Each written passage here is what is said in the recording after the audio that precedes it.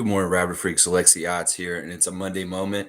And today we are wishing Earl Watson a very, very happy 44th birthday today. Earl, I know your status with the Raptors is a little weird right now. I'm not even totally sure what it is exactly because honestly, with all this dust clearing right now, I know he was a part of the toxic from last year. But if we need assistant coaches and he turns around and hires is hired back assistant coach with the Raptors this year, I wouldn't be upset, especially since if the versus was Nick versus Earl, well, Nick, he's already shown his side. And in some ways, we want all the gumption in the world to beat the Sixers this year. And Earl Watson would be very, very much motivated if there was any kind of issues like that to help the Raptors win. But I don't not know what the status of Earl Watson is currently right at this second. I'm pretty sure he's gone. Now, I haven't heard he got hired by anybody either right now. Well, it is what it is. We really appreciate Earl Watson for being an assistant coach on the Raptors the last few years. It seemed like we were getting you ready to be our next head coach, but it seems like Earl has been in a couple of situations in his career now as a coach where it hasn't been totally fair to him. Like the Phoenix situation was not fair to him when he was a head coach there with Robert Sarver and different issues with that franchise. And now an issue with the Raptors this year with toxic coaching staff has made things, I guess, a little unfair for him as far as like positioning to take over a job from Nick Nurse when he may leave. That really was what we thought was going on with Earl Watson, that he was the Nick Nurse waiting in the wings for Nick Nurse, as Nick Nurse was for Dwayne Casey. Well, everything kind of blew up in everybody's faces this year, and it doesn't seem totally clear what Earl Watson's status is with us. We've heard everybody's been fired and they're not coming back except for Rico and Jim Sand. Oh, it is what it is. Either way, it's still 44 for Earl Watson today. Happy birthday to you, Coach.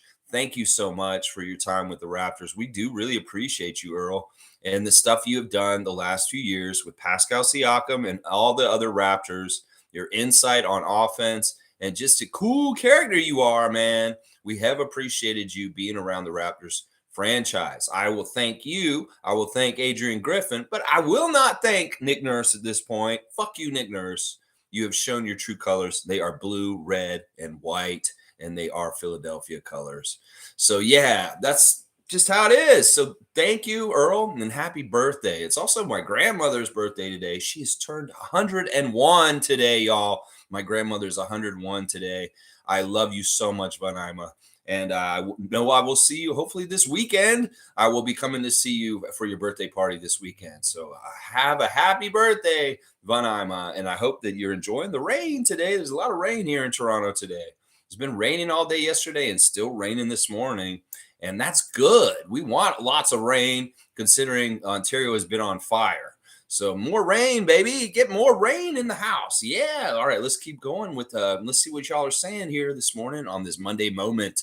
Dana is first in as usual. Dana from Canada. Good morning, everyone. Good morning to you, Dana.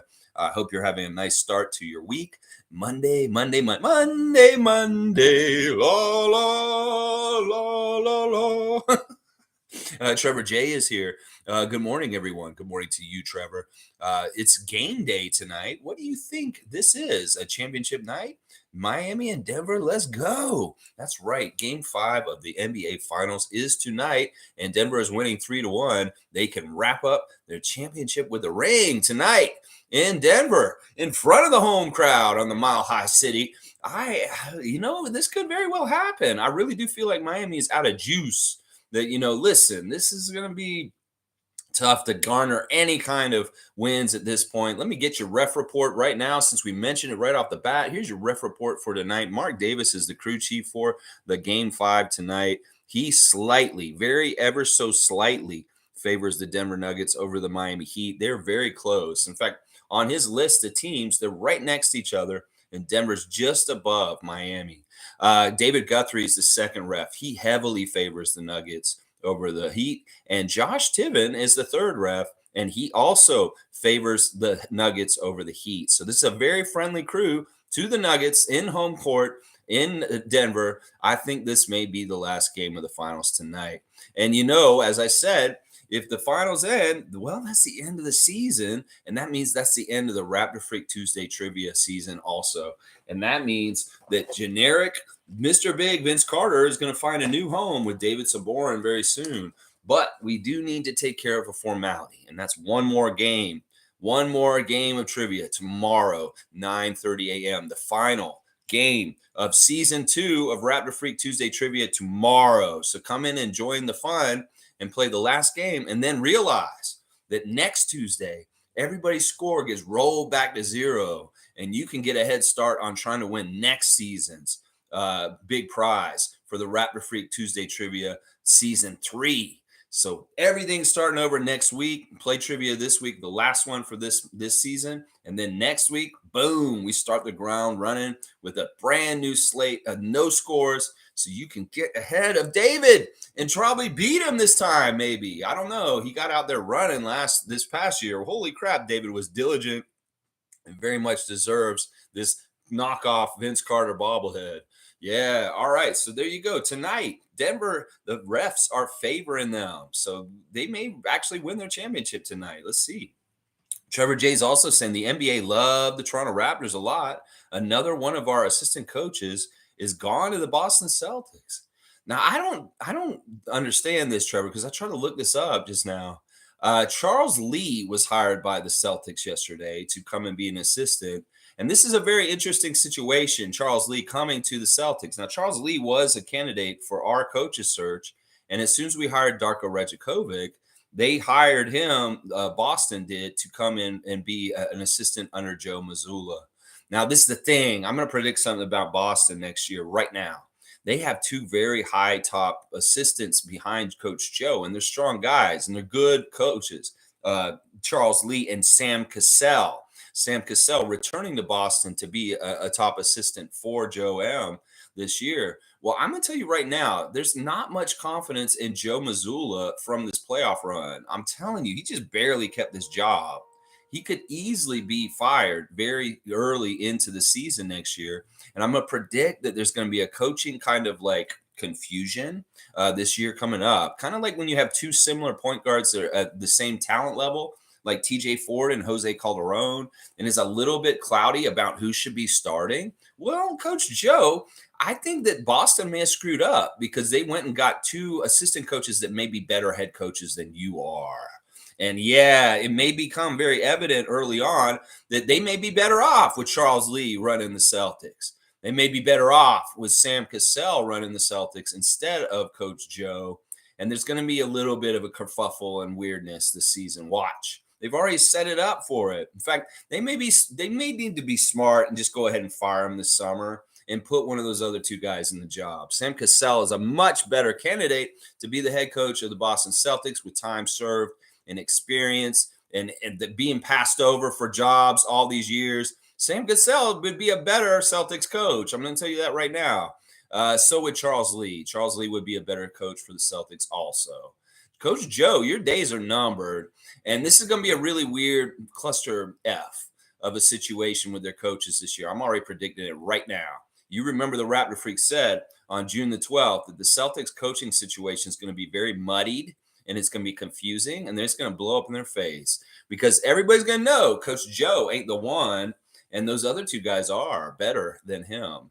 We'll see. Yeah, that's right. Confusion and craziness for the Celtics coaching staff for sure. Watch. It's going to continue because Coach Joe is their coach. Watch. Because he's not a good coach. He should never have been coach of their team. Should have been Damon Stoudemire instead of him. Well, you get what you get, Boston. Brad Stevens, you want a little puppet to be your coach. Joe Mazzulla, well, you see how far he can get in the playoffs with his experience and what he's doing. He got out-coached pretty bad. Yeah, he did. All right, let's keep going.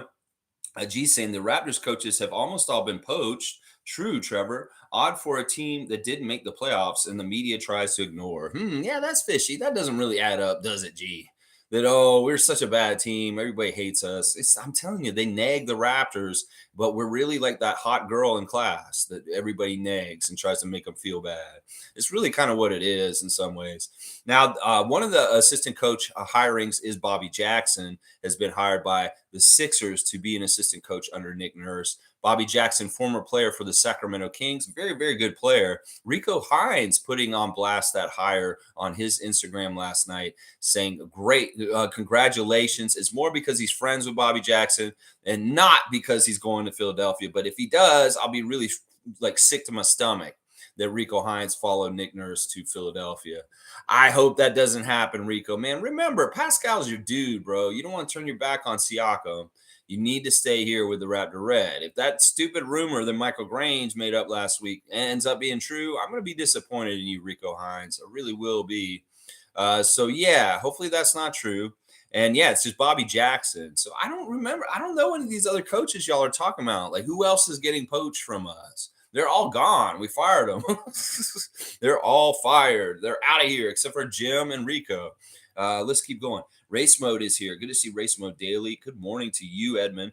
Good morning from Munich. This man is in Germany, y'all. That's right. We're international on the Raptor Freak Cult channel. We have people all over Hong Kong, Zimbabwe, Munich, Victoria, British Columbia. We got people in Wisconsin. We got people all over Jacksonville, Florida. That's right. We got people all over in the Raptor Freak crew. And right now, Edmund is in Munich, Germany. I love it.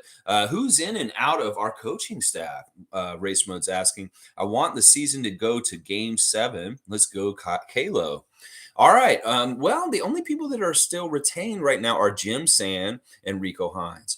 I do not know who else is going to be around with Darko Rajakovic as our head coach. This is going to be part of the fun of the news in the next couple of weeks to find out how he fleshes out his roster of coaches this season coming up.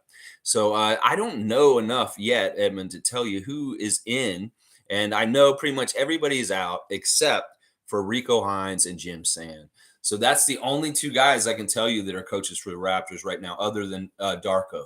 Yeah, so you want a Game 7 of the finals. You want this to get extended. Well, they got the wrong ref in there. In fact, he's at the replay center tonight, Scott Foster, and Ed Malloy is the alternate.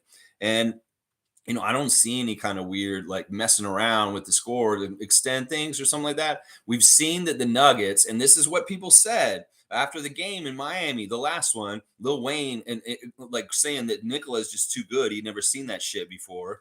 And, it's true. People could see, like educated NBA watchers could see that the refs were giving a lot of help to Miami, and it still didn't matter. The Nuggets were so overpoweringly good and efficient that they just beat them, even with the help of Scott Foster trying to extend the series in Game 4. It didn't work. Well, I don't think they're going to try anymore. They could. They may just say it's his championship. You won it, Denver. You're going to win tonight. So I very much doubt this series will get extended to Game 7, and it very much will probably be over tonight. We will see the Jamal Murray and Nikola Jokic hoisting the Larry O'Brien trophy at the end of the night tonight. I'm pretty much sure about this. I'm going to guess it right now. So get your bets in. Raptor Freak says Nuggets will win the championship tonight. There you go. Nameless is here. Buongiorno tutti amici. Good morning to all my friends with the umbrella. That's right. Stay dry. Good. It is raining out there. Always good to see you, Nameless. Cool Cat is in the house. Good to see Cool Cat on a Monday morning. What are you saying this morning, Cool Cat? Good morning, Raptor Freak crew. Awesome to see lots of my fellow Gemini celebrating. Coach Earl Watson is working out. Pascal as usual. That's right. He's with Pascal. It wouldn't be too tough to circle back a little bit. Is Earl okay with the players? It seemed like they were mad at Nick and maybe siding with Earl. And then the whole dynamic, I'm speculating on this because we don't know exactly who the players sided with in this conflict with the coaches exactly, but it really did seem like they were siding with whoever was against Nick because they really tuned Nick out. So I'm like, would it hurt the team to keep Earl Watson around? Is there some sort of tie with him and Darko? They have similar pasts. They both were in Memphis. They both were in Phoenix. Could we maybe keep Earl Watson on the staff? Can I ask Masai this today? Let me call Masai. I'm going to call Masai real quick, y'all, on the phone. It's ringing. Hey, Masai. Hey, yeah. Oh, so glad I got you. Listen, I know you've been really busy with the coaches search and you got the draft coming up, but I wanted to make a birthday wish to you. I know it's Earl Watson's 44th birthday today, and I just wanted to ask you, Masai, would you be willing to retain Earl now that Nick's gone and it seems like the problem people are gone? Because it seemed like Earl Watson's a great coach to keep around. And also, listen, Rico, if we're gonna have Rico here, they're best friends and they're UCLA dudes. They need to be kind of together because they're good synergy with friends like that. Would you consider keeping Earl on staff still after all this? Because honestly, the problems seem like they were Nick. You don't need to get rid of Earl also. I'm just saying it's his birthday. That would be really cool if you could do that. Come on, Masai. I know. Listen, I just want to tell you, I'm trying to tell everybody to shut up and stop saying that you and Bobby are doing a bad job because I think you guys are the cream of the crop as far as GMs and front offices. And I fully support you guys, and I trust in Masai. And I want y'all to just continue to hit home runs this summer. I really like the Darko hire. Thank you for doing that. Okay. Listen, I might call you some more. Listen, I appreciate that. Yeah, Masai, thank you. All right. Well, listen, have a great day and just kick ass this week. I know that you guys are getting ready for the draft. You guys got to hire some assistant coaches. I wish you luck with all of that. And seriously, please consider Earl to stay on. Okay. All right. Thank you, Masai. Bless, bless. All right. Good things. All right. Bye. All right, Messiah. He's like my friend, dude. I think he understands that I'm really fighting for him on this channel. He's like he wants to talk to me. All right, all right. I hope he listens to me, and we'll see. Maybe Earl can get a birthday present today, and he'll still be on the Raptors. I mean, his Wikipedia still says he's on the Raptors. Is what it says. It says it doesn't say was most recently or anything like that in his Wikipedia wording. It just says Toronto Raptors assistant coach. So maybe he can still be on the team. I don't know. I don't know. I talked to Messiah. We'll see what he says. All right, let's keep going. G saying race mode. Even 905 development coaches have been poached. Poached. Was Eric Curry poached? Somebody come and take Eric Curry? I don't even know what y'all mean by poached. I haven't heard anybody come in hiring all of our people. I mean, Adrian, sure. Nick, sure. Rico, like who else? Who else has been poached? John Carbaccio? Like, who's getting poached, y'all? And does it really matter if they got poached? Seriously. I mean, it's the superstar coaches that we worry about, like Nick Nurse and Adrian Griffin, Earl Watson, Rico Hines. But it's like, are we worried about, John Goodwillie? Come on, guys. Are we worried about Eric Curry? Don't even act like we're getting poached for this. I feel like that's an aggressive, violent verb. We got poached. So good. All right, let's see. Professionals here. Philly fans in the house with his Nick Nurse jersey. I love it.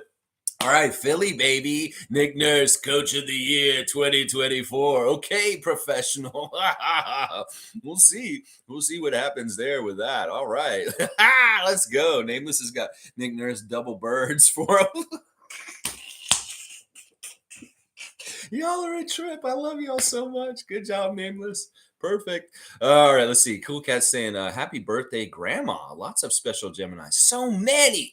So many. I don't understand this, Cool Cat. Like, my astrological sign is not compatible really with Gemini, but I have so many people in my life that are Geminis. Just left and right, every which way. Adriana, my mom, my niece, my grandmother, Earl Watson. So many Geminis. So many Geminis out there. Why are y'all so many Geminis out there? Is it because there's two of y'all? You double up? Oh, no. Oh, my gosh. And Cool Cat, yes, your birthday too, coming up very soon. Monique's birthday on Saturday. It was Greg's birthday yesterday. Happy birthday, Gubstown Clank, yesterday. Yeah, we still think about you, Greg, even though you've been taking a hiatus from your channel. I know you've probably been super busy with your catering business and just other things. And I don't know, but Greg, we miss you, man. Either come in and talk to us on the stream or make some content, bro. We miss your stuff, Gubstown Clank. Come on, man. Come on back. Tom Duke is saying, morning. I bet it's a big next couple of weeks for the Raptors and other NBA teams. Happy birthday to Earl. Changes, turn and face the strange changes. I don't know what's going to happen here, Tom. I have no idea who our assistant coaches are. Dako Rajakovic could be like Maurice Cheeks. Yes, Maurice Cheeks. I don't know who's going to invite to come here and help him out on the sidelines. It could be very, very interesting. People that we would have no idea that Darko had a connection with and that they're showing up. I hope there's some former players on that squad because we do. This is one thing that assistant coach, we need some assistant coaches that are former players. That's always just essential. If your coach is not a former player, well, you do need assistants that are going to be former players somewhere in there underneath. So I fully expect some former players to be assistant coaches for the Raptors when he names his staff. Dana's saying, I want Denver to win tonight. I want Kyle's only chip to be with us. I'm greedy. In some ways, I totally agree with you, Dana. Absolutely. This is the special place for Kyle. Toronto. We don't want another special place for him in Miami necessarily. This run has been so badass. In some ways, them just doing what they did from the play-in to get to the final, that's enough. Y'all don't need the ring, too. So, yeah, I'm totally behind what Dana's saying here. Yeah, I'm a little greedy about this too. And it's special. We don't want to make it special with Miami Heat and Kyle Lowry. No, we don't. So, yeah, y'all did an amazing job. And Kyle, you look so good. Don't worry about it. It's going to help your Hall of Fame chances. It doesn't matter if you get that second ring with Miami tonight. No, it doesn't. It does not matter if you get it. MSJ saying, so we have our coach as a heat check. Everyone here thinking it's a good pick. I don't know much about the guy. I think he will bring in his own staff, don't you? I kind of has to be goodbye to Earl. 101. Wow.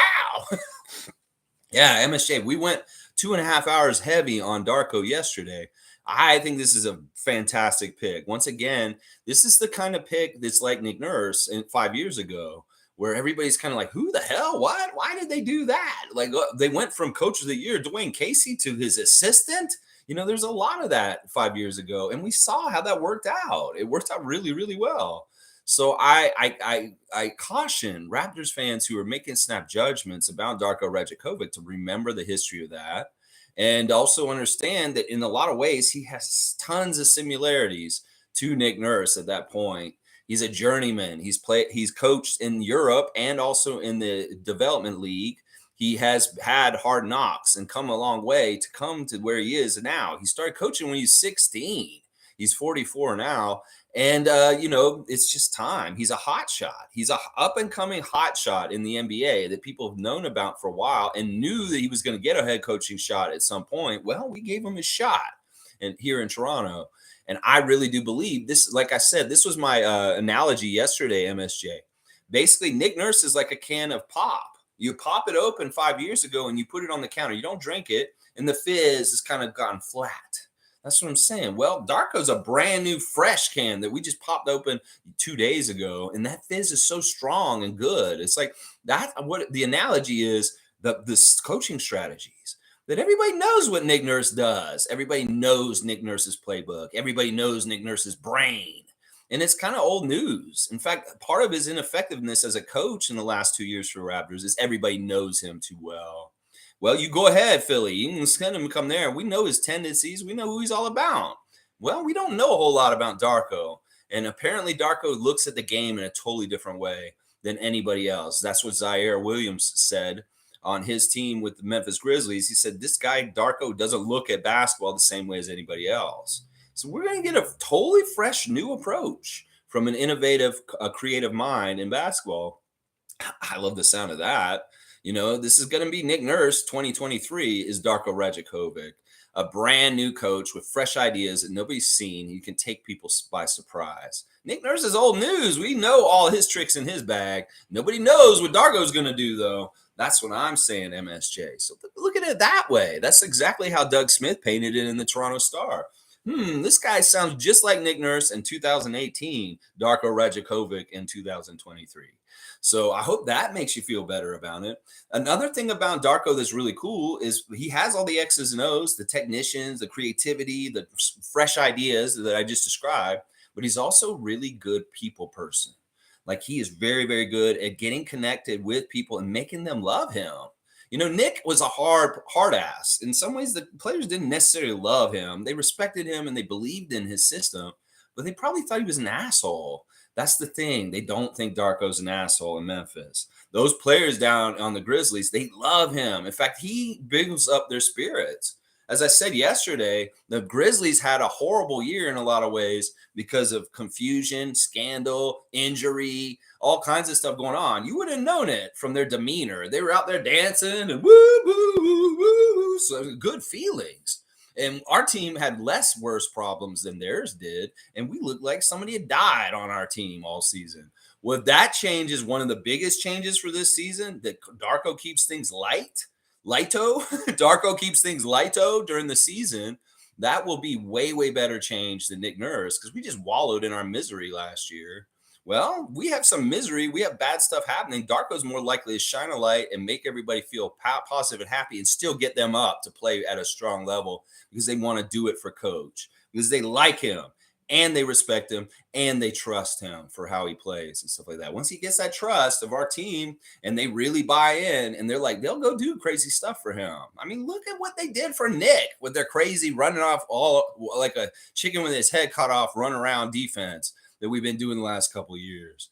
So that's kind of how I look at it right there, MSJ. Just real short summary of what we said yesterday about Darko right there. So hopefully that illuminates kind of the difference and where we're at with him, and maybe how you can get a little enthusiastic about the hire. This dude's really smart and he's really funny and he's cool and he's going to win these guys over, and they're going to try and play to the moon for him. Watch. Because that's what the Grizzlies did. They played to the moon for their coaches, partly because of Darko. All right, let's keep going. Yeah, let's see. Yeah, he's going to bring in his own staff. I'm really, really curious to see who's going to be, though. Will it be some European guys he knows? Will it be, somebody that we were considering otherwise that we can have another strong assistant next to? Will it be players that were like, holy crap, he knows this player and they're bringing this former player in to be one of our assistant coaches? I'm going to be real. It's going to tell us a lot who he hires as his staff, honestly. And I'm pretty sure we're going to be impressed with some of the people he brings. So, 101. I love my grandmother so much. 101.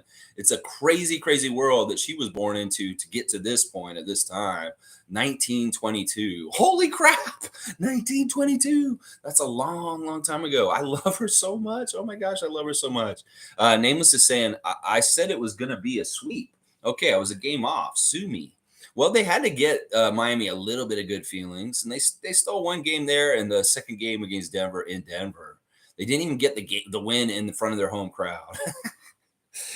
Randolph Phillips is here. Good morning, beloved Raptor freaks, most informative gang. Blessings, you all. We have a new coach, and things are looking up. I think so too. Everybody thinks that things are just getting worse and worse for the Raptors. There is a report yesterday from a guy named Jake Weinbach on Twitter. He's saying Fred VanVleet is expected to decline his $22.8 million player option and leave the Toronto Raptors in free agency this offseason. Chicago, Orlando, New Orleans, Houston, and the Lakers all make sense as teams that could pursue Fred VanVleet.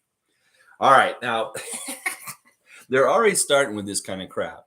Now, we don't know exactly where Fred's at. I don't know if we can trust this report or not from Jake Weinbach, but people are talking about it a bit here. They're saying that, the only teams with space to sign him are straight up are Houston and Orlando, and then the rest would need to do a sign and trade. I like hearing that. Now, they're not including all the teams that are actually interested in him, because Phoenix is also interested in him too. And in some ways, this makes me feel like this is faulty news, just because they didn't include maybe the biggest front runner to try and get him is Phoenix. And they didn't even mention Philadelphia either. And that seems like that is an option also for him to stay with Nick Nurse. That is something that everybody's been talking about. So I don't know what to think of this report. Now, 22.8 million, Fred, come on. You could stay here in Toronto and see how Darko uses you. Just take the 28.8 million. So 22.8 million, why not, Fred? You get us a new coach. Could be a totally new thing. Maybe it could be bad. I don't know. Either way, whatever happens with Fred at this point, I just like, you know what? If he stays, I'm happy. If he doesn't, I'm not that upset either. So I'm going to kind of go emotionalist on Fred for the rest of the summer. And if he does stay, I will go jubilantly emotional full as far as, yes. But if he leaves, I'll be like, you know what? He had a great run with the Raptors. He's always going to be a Raptors legend. We love Fred, and that's not going to change. I'm not going to look at him if he goes and takes money and goes to another team as a turncoat. that he's done good time served and been a good citizen for the Raptors. There's no reason to look bad at him. Now, if he goes to Philadelphia and joins Nick, that may be a little tough. But if he goes out west or he goes to a shitty team like Houston or Orlando, I won't be mad at him. I won't be mad at him. If he goes to Chicago, I won't be mad at him because he went home. I will be mad at him if he goes to Philadelphia. So just the one place you don't want to go, Fred, to get on my shit list is the Sixers. So I don't know what's going to happen. If he ends up in the Lakers, all right, go ahead and go to the Lakers. That'll be a little weird for you, Fred. But I really do hope that he just stays here. And we'll see. We'll see what happens. This is a little weird what's going on around our team. This changes. And, well, we just got to ride the wave and see what edition and version of the Raptors we have at the beginning of the season. So we'll have to see. Yeah, thank you, Randolph, and blessings to all the Raptor Freak family and the Phillips family everywhere around the world on this Monday morning. Blessings to everybody. Blessings and gratitude for us all. G saying, MSJ, he's all about ball movement, not holding the ball more than a few seconds. He's charming, and the youth really like him. He's a big reason for Desmond Bane and even Jaren Jackson Jr.'s development. That's right. He's a development coach. He's a win now coach. He's both. And that's something that we didn't have in either Casey or Nurse. They were both either or. Well, this guy's got both. So if we do get really good this year, he can coach us in that kind of state to get to high levels. Now, if we're not very good this year, he can also coach us at a very that level also, and still try and very much get as much development out of our players and getting them better and better and better. So I think this is a home run hire. It's really is like being lauded by experts, people like John Hollinger that really know the NBA are saying this is a fantastic hire. Everybody's saying Nikola Jokic stepped up the podium yesterday for media day for the finals. He said, I would like to congratulate my countryman, Darko Rajakovic, on getting hired by the Toronto Raptors as the head coach. It's an excellent hire. He's going to do great up there. That's straight from Nikola Jokic, the man of the year this year in the NBA, obviously, Nikola. So everybody who's smart about basketball says that this is an incredible hire by the Raptors. So I would listen to them over internet keyboard idiots that are just spouting off. Oh, the Raptors are going to be mid. They're going to be in the lottery for 5 years now. All the bullshit they're saying right now. They don't know what they're fucking talking about. One of the people that could really, really benefit from Darko Rajakovic is Scotty Barnes. Scotty Barnes could get unlocked and developed a little bit further in some ways with Darko around. And that's something we should all be looking forward to is, Scotty could get a lot better very soon, very quickly because of this guy. Now, Malachi, he could get unlocked a little bit by him too. Then maybe a little bit of a reclamation project on Mr. Flynn with 3 years of Nick Nurse getting nowhere in the nursery. Well, maybe Darko knows how to use Malachi in the right way to make him a very solid contributor to our team. So we'll have to see. I like the chances of this because he has a good track record in the spots that he's been in before. There's a lot of stats being thrown around by Karthika of TSN sports director, who's the stats head. I love her account. So much good stuff on that account. And she's talking a lot about the changes in the offense in Phoenix while Darko was there. There were amazing efficiency of numbers for the Phoenix Suns offense while Darko was the assistant there with Monty Williams. So there's evidence that there is a Darko effect on teams when he's present just as an assistant. So let's see him as a head coach when he's running the whole show and he's the one making up all the schemes. So, I'm really, really liking the hire, MSJ. Fully support the hire, and thank you, Masai, for taking your time and getting the right person. I really do think he is the right person. Fiercely's here. Good to see Fiercely Sarah, Scotty Barnes, Twitch family, summer 2022 in the house. Good morning, family. Happy Monday. Happy birthday to Earl Watson. May he continue his great work with Spicy P. Rooting for Denver to finish it tonight. Get the job done. You go, Fiercely Sarah. Always good to see you. And yes, happy birthday, Earl. Listen, I know this is such a weird year for you, man. I know this was a weird year for you and the Raptors. And I know that you may not be a part of our team going forward, but we do really appreciate you and wish you well, Earl. Seriously. You're a very good guy. You're a good coach, and we want you to get a head coaching job at some point. And in some ways, I wish you were being the head coach for the Raptors going forward. But obviously, things that happened last year in the team were too bad and toxic. And maybe that part of that is on you. And I hate to hear that. I hate to hear that. But I love to see that you're still working with Pascal right now in the offseason. That's really, really good. We want Siakam to continue to get the right kind of support from coaches around him. And Earl Watson's one of those guys.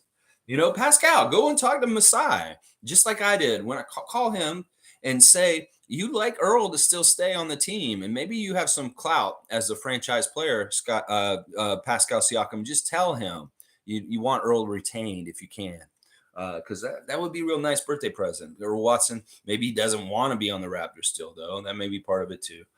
G saying Ron Harper is fully committed. Has he even left Toronto? Always with the Raptors gear too. He is really working hard and can tell he wants to make the rotation. Yeah, this is all pretty accurate. I have seen him go jump across the border a few times. In fact, I've seen footage of him at the NBA Players Association in New York working out in their gym in the last couple days. He has been around the New York area also. So he's not totally just been in Toronto, just so you know, G. He has been jumping across the border and hanging around his home state of New Jersey, around that area also. He's a big part of the Rutgers program as a player, and he's still very much boosting them and putting them on blast. His brother is killing it right now. Dylan Harper is killing it. So Ron has been kind of around him a lot too, and kind of putting him on blast to help his stock go up in the eyes of scouts for next year in college, and who's going to get him to come and play for where. I'm pretty sure he's going to go play for Rutgers. Dylan Harper is very likely to go get recruited by Rutgers and be on that team with them very soon, especially with people leaving, coming and going with that team. Well, they need some star power on there. Dylan Harper may be the person, and I'm pretty sure he's going to go to the Scarlet Knights. So, yeah, I'm really happy with Ron, too, being around and his enthusiasm about the Raptors and stuff like that. Let's do a social media check real quick. Right now, I've got Monique first up, and it's really the quote from Nicola about Darko. He's saying this is exactly what Jokic said about the hire here in Toronto. I love it. He's a great guy. To go in 10 years from G League to NBA coach, a lot of respect for him and his work. He deserves it. He's been through a lot. I think he'll do a great job there. There you go. That's Nicola's quote about Darko getting hired. The Canadian men's under 16 team has gotten silver in the tournament that they've been in recently, just so you all know. And then, all right, Ron Harper, as I said, there's the footage of him at the NBA Players Association gym. That's like where the NBA Players Union is. And any NBA player, if they're in New York, can go play there at any time, I'm pretty sure, because I see players there all the time. And it's in New York City. I know that. And then Ron's got a picture of himself with the Philippines flag, putting his heritage on blast. Love seeing that. I love seeing these players embrace where they're from and what their culture is, and put it on blast. The Raptors are an international team. We don't believe in assimilation. We believe in celebrating everybody's culture, and you do not have to change. You can just be you here in Canada. You do not have to become Canadian. You can be still who you are. That's Toronto City is just a great example of what I'm talking about right now. So yeah, really good. And then he's got a picture of his brother on USA basketball team with a funny look on his face. Yeah, Ron's awesome. We're definitely going to get a Share the Love Club for Ron Harper Jr. at some point this summer for sure. Slim Duck is at the Montreal Alliance game in support of his manager, Ibrahim, who's the assistant GM.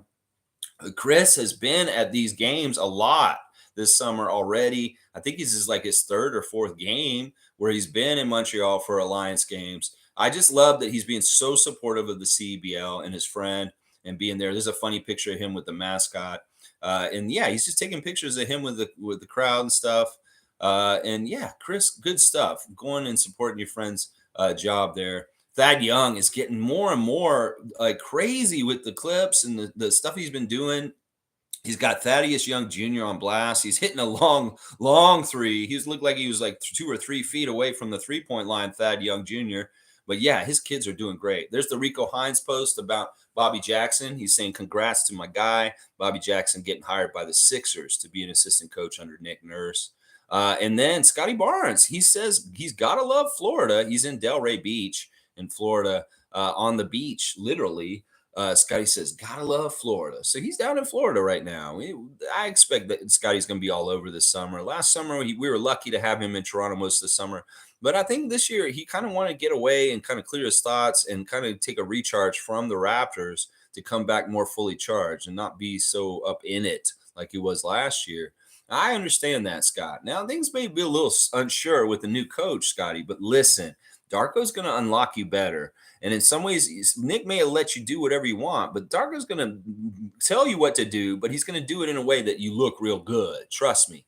So you listen to Darko. He's going to maybe have more structure and tell you what he wants you to do. And hopefully you will just follow his lead and do it, and everything will be fine. And you will look so good because of it. He's going to get such good success out of you. Trust me. All right. Precious is putting on blast Calvin Phillips for winning some sort of cup. I'm guessing this is soccer or something. I don't know. I don't know all the sports, but Precious is congratulating Calvin Phillips for holding a cup up in the air.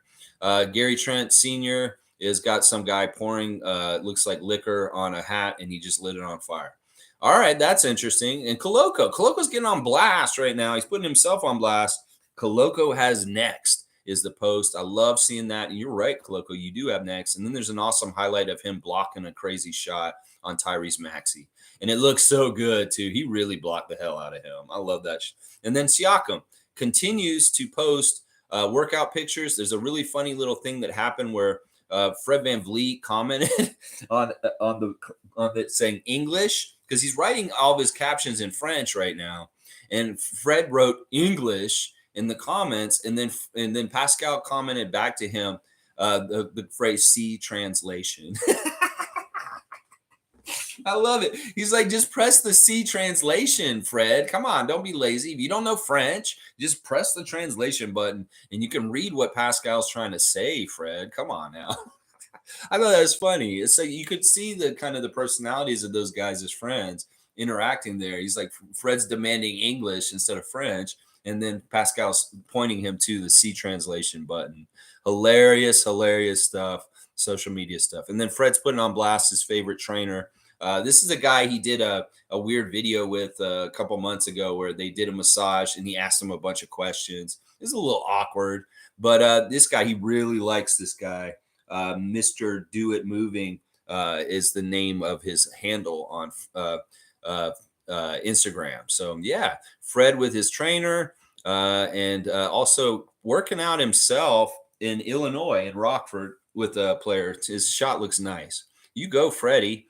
Good stuff. And then Charles Oakley's got his Sunday lunch on his Instagram, and it looks good. I'm not gonna lie. So Oak in the kitchen making food. He's got some mac and cheese, some fries, and it looks like some sort of rib or chicken.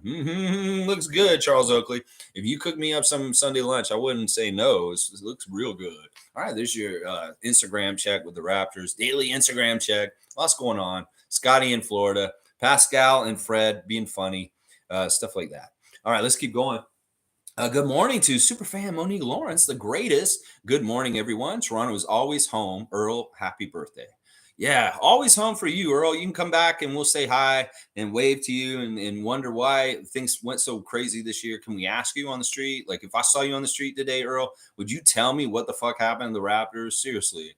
Or would you take the locker room code and not, I can't tell you what happened, Raptor Streak, because I know you'll put it on blast on your YouTube channel. Well, I want to know, Earl. Tell me what happened, damn it, to the Raptors this season and why we had such a weird year. MSJ saying, oh, okay, at G, that is good news. Less ISO ball. And I guess the goal is to make Barnes a cog on offense off the elbows. I don't know, but thanks, G. Yeah, he's going to do totally different things with our team, MSJ. He's more offensive minded than Nick was. You know how Nick ran us all ragged on defense? Well, Darko's going to balance our team a little bit better. And maybe we won't have such tired clutch players shooting stuff at the end of the game and just looking bad with bricks because they're so tired. You know, because this man's a degree in sports management. He knows how to run a rotation in minutes without running his starters to the ground.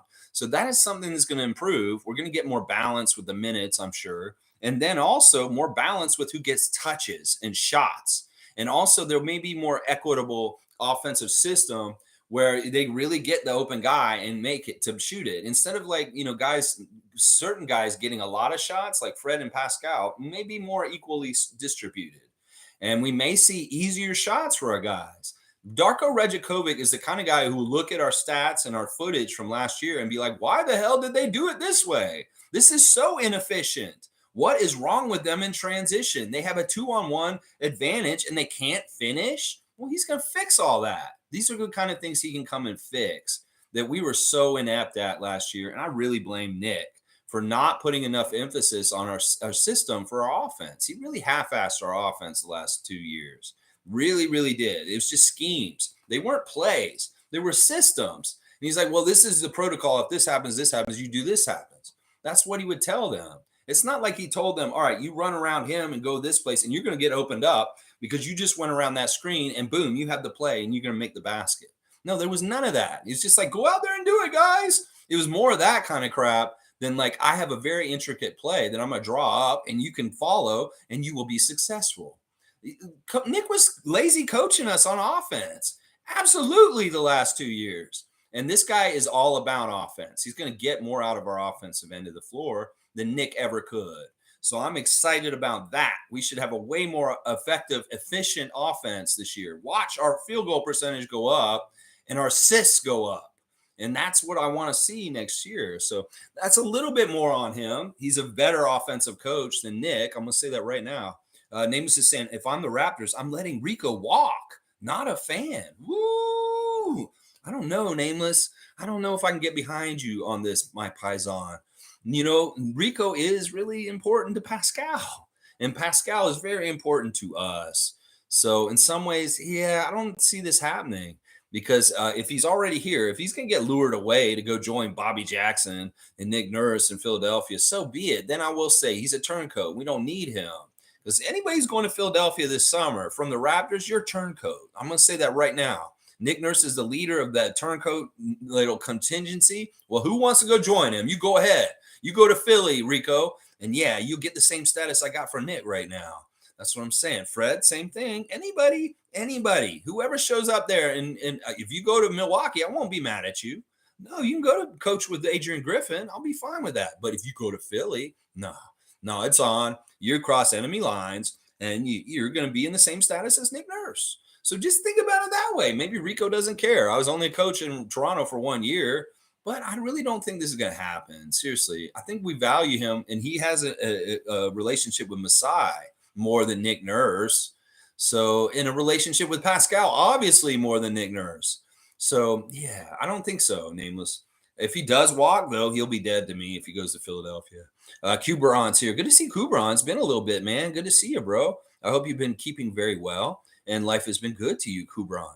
Always good to see you. All right, it jumped ahead. Let me make sure I get to the right place in the comments. Do not want to miss any of your comments. What's up, bro? How are you, bro? What's up, Kubron? I hope you've been doing great, Raptor Free Kubron. And I see you have other comments. We'll get to them soon.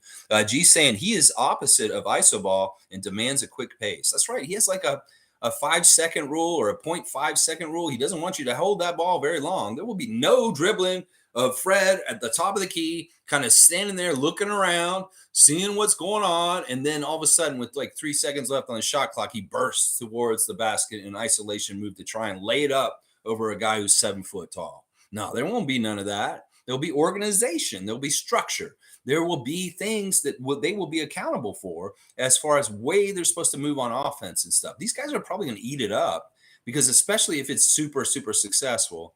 That's the thing. The Grizzlies guys got really into playing for Darko, partly because they saw success from his advice. That is the quickest way for a coach to win over players is if they give them direction and all of a sudden it bears really good fruit for the player. They're like, wow, coach is right. I'm going to listen to the hell out of him. Everything they said, I'm going to be doing because look, it worked. That's the kind of stuff that happens. And those Memphis guys love him. There was like 2 or 3 of them that were congratulating Darko on getting this job. So it's like he's a popular coach with the players, but he's also stern and accountable. I like that balance. There's a lot of balance to Darko that really does fit our kind of ambiguous future right now with the Raptors. That is very, very good. It means that, like, if we do go into different modes this year, depending on whether we're winning or losing, he can be the right coach for either scenario. And I think that that's really part of why they hired him also. All right, let's keep going. MSJ saying Rico seems to be a pure practice hooper intensity type of coach, like the guy who pushes them to condition themselves, but not an X's and O's actual coach. More hype man than coach. No, listen, I'm sure Rico could do the X's and O coaching, but he's not that kind of coach. You're right. He's a development coach. He's a practice coach. He's a guy who's an off-season coach. And that's, he's good to have around on the team like day to day, but he's not going to be the guy who's going to sit there with the clipboard and draw everything up and direct the guys on the court. That's just not in his path. His path is really getting guys to have gains in the offseason and look better and better.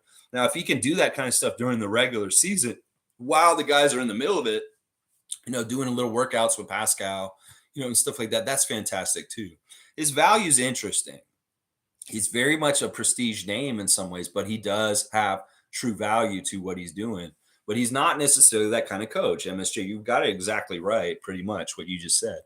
Mike is here. Good to see Logical Raptors fanatics salute the real ones. Project Truth always. Now more than ever, Mike, we got to tell the truth about what happened with Nick Nurse. We got to tell the truth about this hire with Darko Rajakovic to educate Raptors Nation better on who this man is so they can feel more confident and enthusiastic of going forward about the hire.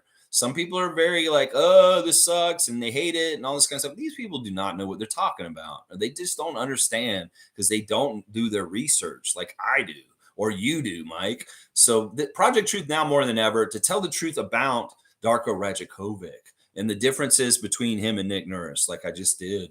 Yeah, let's see. Mike saying, salute the real ones. Happy birthday, Earl. I don't know the personal issues, but I still appreciate that he works with our guys. I think the coaching roster construction just wasn't working.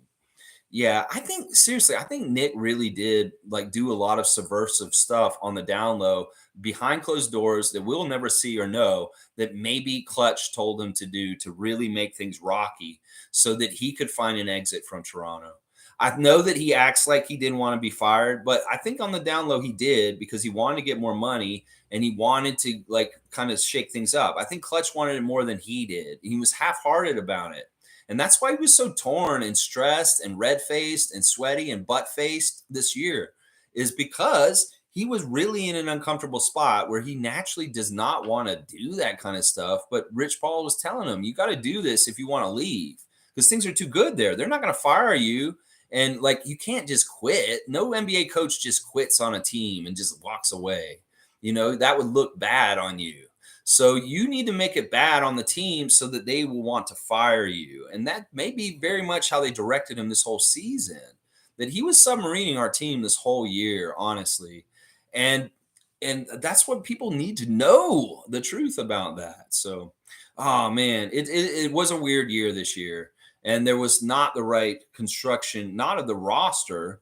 I'm saying it was the construction of the coaching staff that was not right. There's parts of the roster is fine. Seriously, a good coach can make any roster good.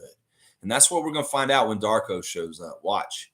Monique is saying tomorrow is the championship anniversary. What a time. Tomorrow is going to be the anniversary of when we won an NBA championship in 2019. Awesome, Monique. I love that.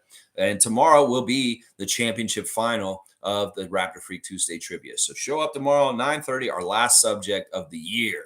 And then we will have that championship to give to David. We know he's already won because he's way, way ahead of everybody. Fiercely saying, I read somewhere Fred VanVleet may opt out and not stay. Not sure if it's legit, though. But if that's the case, I've been mentally prepared for months, even during the end of last season. Yeah. I mean, in some ways, I'm the same way. The writing's on the wall. It seems like ambiguous what Fred will do. Then, we got to be ready for whatever. And it's better to get ready for it ahead of time than having the shock of it. Maybe some casuals will not understand Fred's situation right now, just like Knicks.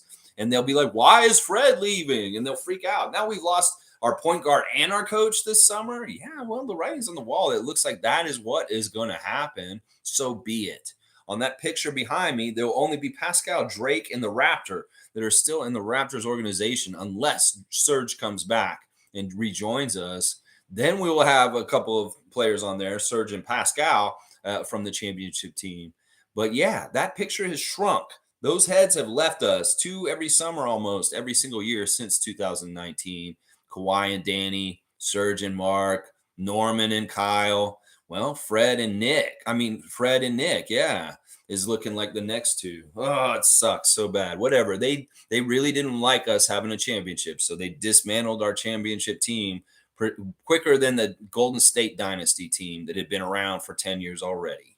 Oh my gosh. Can't have nice things in Toronto. NBA won't allow it. Well, we're going to make our new nice things because that's what we do. We're going to develop and we'll make it all happen again just to spite you guys trying to stop the Raptors from winning a second Larry O'Brien. We'll go get it. Masai and I have the same plan. Let's go get it. Yeah. All right, let's keep going. Kareem Thomas is here. Good to see Kareem Thomas. Fred VanVleet ain't worth whatever price he wants, and the NBA isn't stupid. Fred VanVleet will be a Raptor next year at a reduced role and a reduced price. Wow, what a prediction by Kareem. And I don't know if he's off. He may be exactly right. You know, Fred's value isn't as good as he thinks it is right now.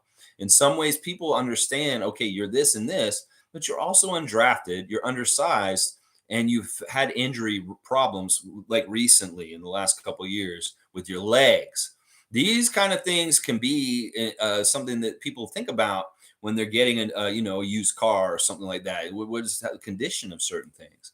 So he may be very shocked. I mean, there may be a team out there that's willing to overpay for him in certain ways. Maybe we'll have to see Cream because there are dumb teams out there. Trust me, we're a smart team. There's a lot of dumb teams too, but we'll have to see. We'll just have to see what happens with this. You know, in some ways, Fred and Gary did not get their stock up this past year. They didn't have the knock it out of the park kind of years that they can really command a lot in the free agency market. In some ways, it's smarter for them to stay in and not opt out. But we'll see. The rumor's saying he's going to opt out. This Jake guy is saying is another Jake from State Farm. It's not Jake Fisher, Jake Weinbach, another Jake from State Farm saying that Fred's going to opt out yesterday. Cool Cat saying, we Geminis are special kind of people. We are very personable because we got multiple personalities. My birthday has passed this month. Oh yeah, it was Cool Cat's birthday already. A couple in the recent time. I remember that now. Yeah, lots of birthdays recently. Is very true. Yeah, I can say that about Geminis. You know, I don't know why I've dated some Geminis in my life. I have had a couple of Gemini girlfriends in my life. Adriana is a Gemini right now. So yeah, those Geminis are interesting people. Monique saying Demetrius Nichols is out as 905 assistant coach. I don't even know who that is. I mean, there are limits to my knowledge of things, and 905 assistant coaches other than Christian Siakam, I'm not going to know most of those guys because they're just but yeah, I don't know. What about Eric Curry? Have you heard anything about Eric Curry, Monique? I don't know. Cool Cat saying, if Pascal says, I think Coach Earl Watson will be back. If he says the Messiah want Earl Watson still here, he thinks he'll get him back. Well, we'll see. I'd love to see Earl still here somehow, some way. If he can swallow his pride and be like, all right, you guys didn't hire me as the head coach, but I'd still like to stay here in Toronto. I like the vibe here. Rico's still here, and Darko's a cool dude. He's better than Nick. Yeah, I'll hang around. I mean, that's another part of it is like, will Earl still want to be around?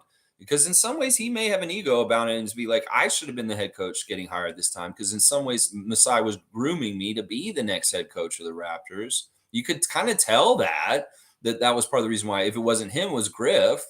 So I don't know. I don't know how this is going to shake out. In some ways, it's Earl's birthday. So I'll make a plea to Masai to keep Earl Watson around the Raptors. We need good assistant coaches and a little bit of continuity from last year. And if he wasn't really the person who was at fault for the toxic issues last year, he was just kind of in the middle of it. Maybe he can be retained and kept around. Nameless is saying, I just can't shake the perception of failure following Rico around. Coincidence? Maybe, but maybe not. I don't like to leave anything to chance. I think that's unfair. I really do. But, I know what you mean. I brought this narrative up last season that like the Kings were bad while Rico was there. Then he leaves. The Kings are in the playoffs. He comes here and now we're bad all of a sudden. I don't know. I think that's just a coincidence, and it's not anything to do with Rico. It's just a weird timing thing that he just happened to leave that ship when Mike Brown came on, and he probably didn't have a spot on his coaching staff. And then He came here right when we were hitting a dip and things were going on with our franchise. So I don't think it's fair for us to put that on Rico in that kind of way. I know I did at one point this past season, questioned it possibly, but I also thought about this is unrealistic and it's not fair to him. There's no reason to do that to him. MSJ saying since Darko is Serbian, I have to say for an assistant coach, why not go with a fellow countryman, someone who knows everything with the Raptors, a man who is the smartest fan alive, Pantsir. That guy. I hope you're being sarcastic. Seriously, if you're a Pantsir stan and you've been hanging around with us, whatever, MSJ, that's cool. But yeah, really, really, listen, I don't understand this. Us, the YouTube people, we don't need to be assistant coaching anywhere. Somebody came and asked Chev, you should be a coach in the league on a comment on somewhere I saw. It was like telling Chev he needs to go coach. Y'all need to realize we don't really know as much as coaches do. Coaches know really intricate stuff about basketball. Pantsir can say whatever he says on his channel. I can say whatever I say on my channel. Chev can say whatever he says on his channel, but we are not qualified to be coaches. I'm going to tell you that right now. And I hope that's a joke. Seriously, that better be a joke. The smartest fan alive. Very sarcastic and hilarious. That's hilarious, MSJ. I know you're being sarcastic. If you're being for real, I'm going to be like questioning. Really? Yeah. Mike saying, gonna expand on things more this weekend, but I believe Trevor Gleason was bought in to help Nick's weaknesses and forward passing offensive schemes that clearly failed, and Earl was here to help point guards. Yeah.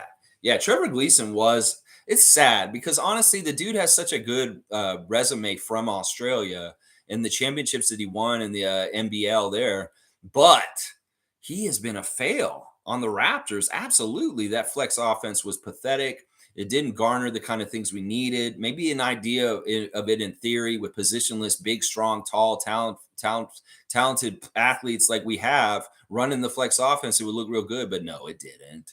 That offense is for like lower level players that aren't highly skilled, and it's a basic offense that's really kind of for like you should be running it in high school, the flex offense, maybe not in the NBA. And I think it was a huge fail, huge fail. And I don't know what's going on with Trevor Gleason, whether him and his family are going back to Australia and he's just going to coach over there, whether he's going to Philadelphia to sit next to Nick Nurse there. Hey, I hope he does. Seriously, go to Philadelphia. Yeah, go on, Trevor, and help Nick in Philadelphia. I hope you do. I hope you do. But yeah, it all failed in some ways. I mean, you're right. I think it's true too. What you're saying about Trevor was there to help cover up some of Nick's weaknesses. Nick was supposed to be our offensive coach before with Casey, but it doesn't make any sense. Things aren't adding up here. They're not adding up as far as offensive guru and all that. Yeah, Philly fan, if you think you're getting some sort of offensive mastermind, you are not. You are not. Your offense is going to be having trouble this year, especially if James leaves. James is your best playmaker on that team. James leaves, your offense is going to suck next year. Trust me. It's not going to be as good as it was this year. G saying Jama was very important and Patrick a few years ago, and don't remember the names this season. It's a violation. The development we are known for has lost its consistency. We will get it back. Well, listen, forget about Jama, forget about Patrick Mutombo, forget about Nick Nurse, any of these people that left. We got Darko now. And Darko has a proven track record of really, really getting good stuff out of people. He did it in Oklahoma City with people like Victor Oladipo is somebody that he helped develop and get to a new level. He did it in Phoenix. There's guys in Phoenix that really like him there also. You can go talk to Devin Booker, and he'd probably tell you some things about Darko and what he did with him. And then in Memphis, it's obvious the impact he had on people like Desmond Bane, Jaren Jackson Jr., Zaire Williams. All those guys benefited from Darko, and they took leaps around him. So if anything, once again, that checks another box that Masai and Bobby needed for this coaches search is a coach that's going to encourage development, another area that Nick Nurse failed completely at next year.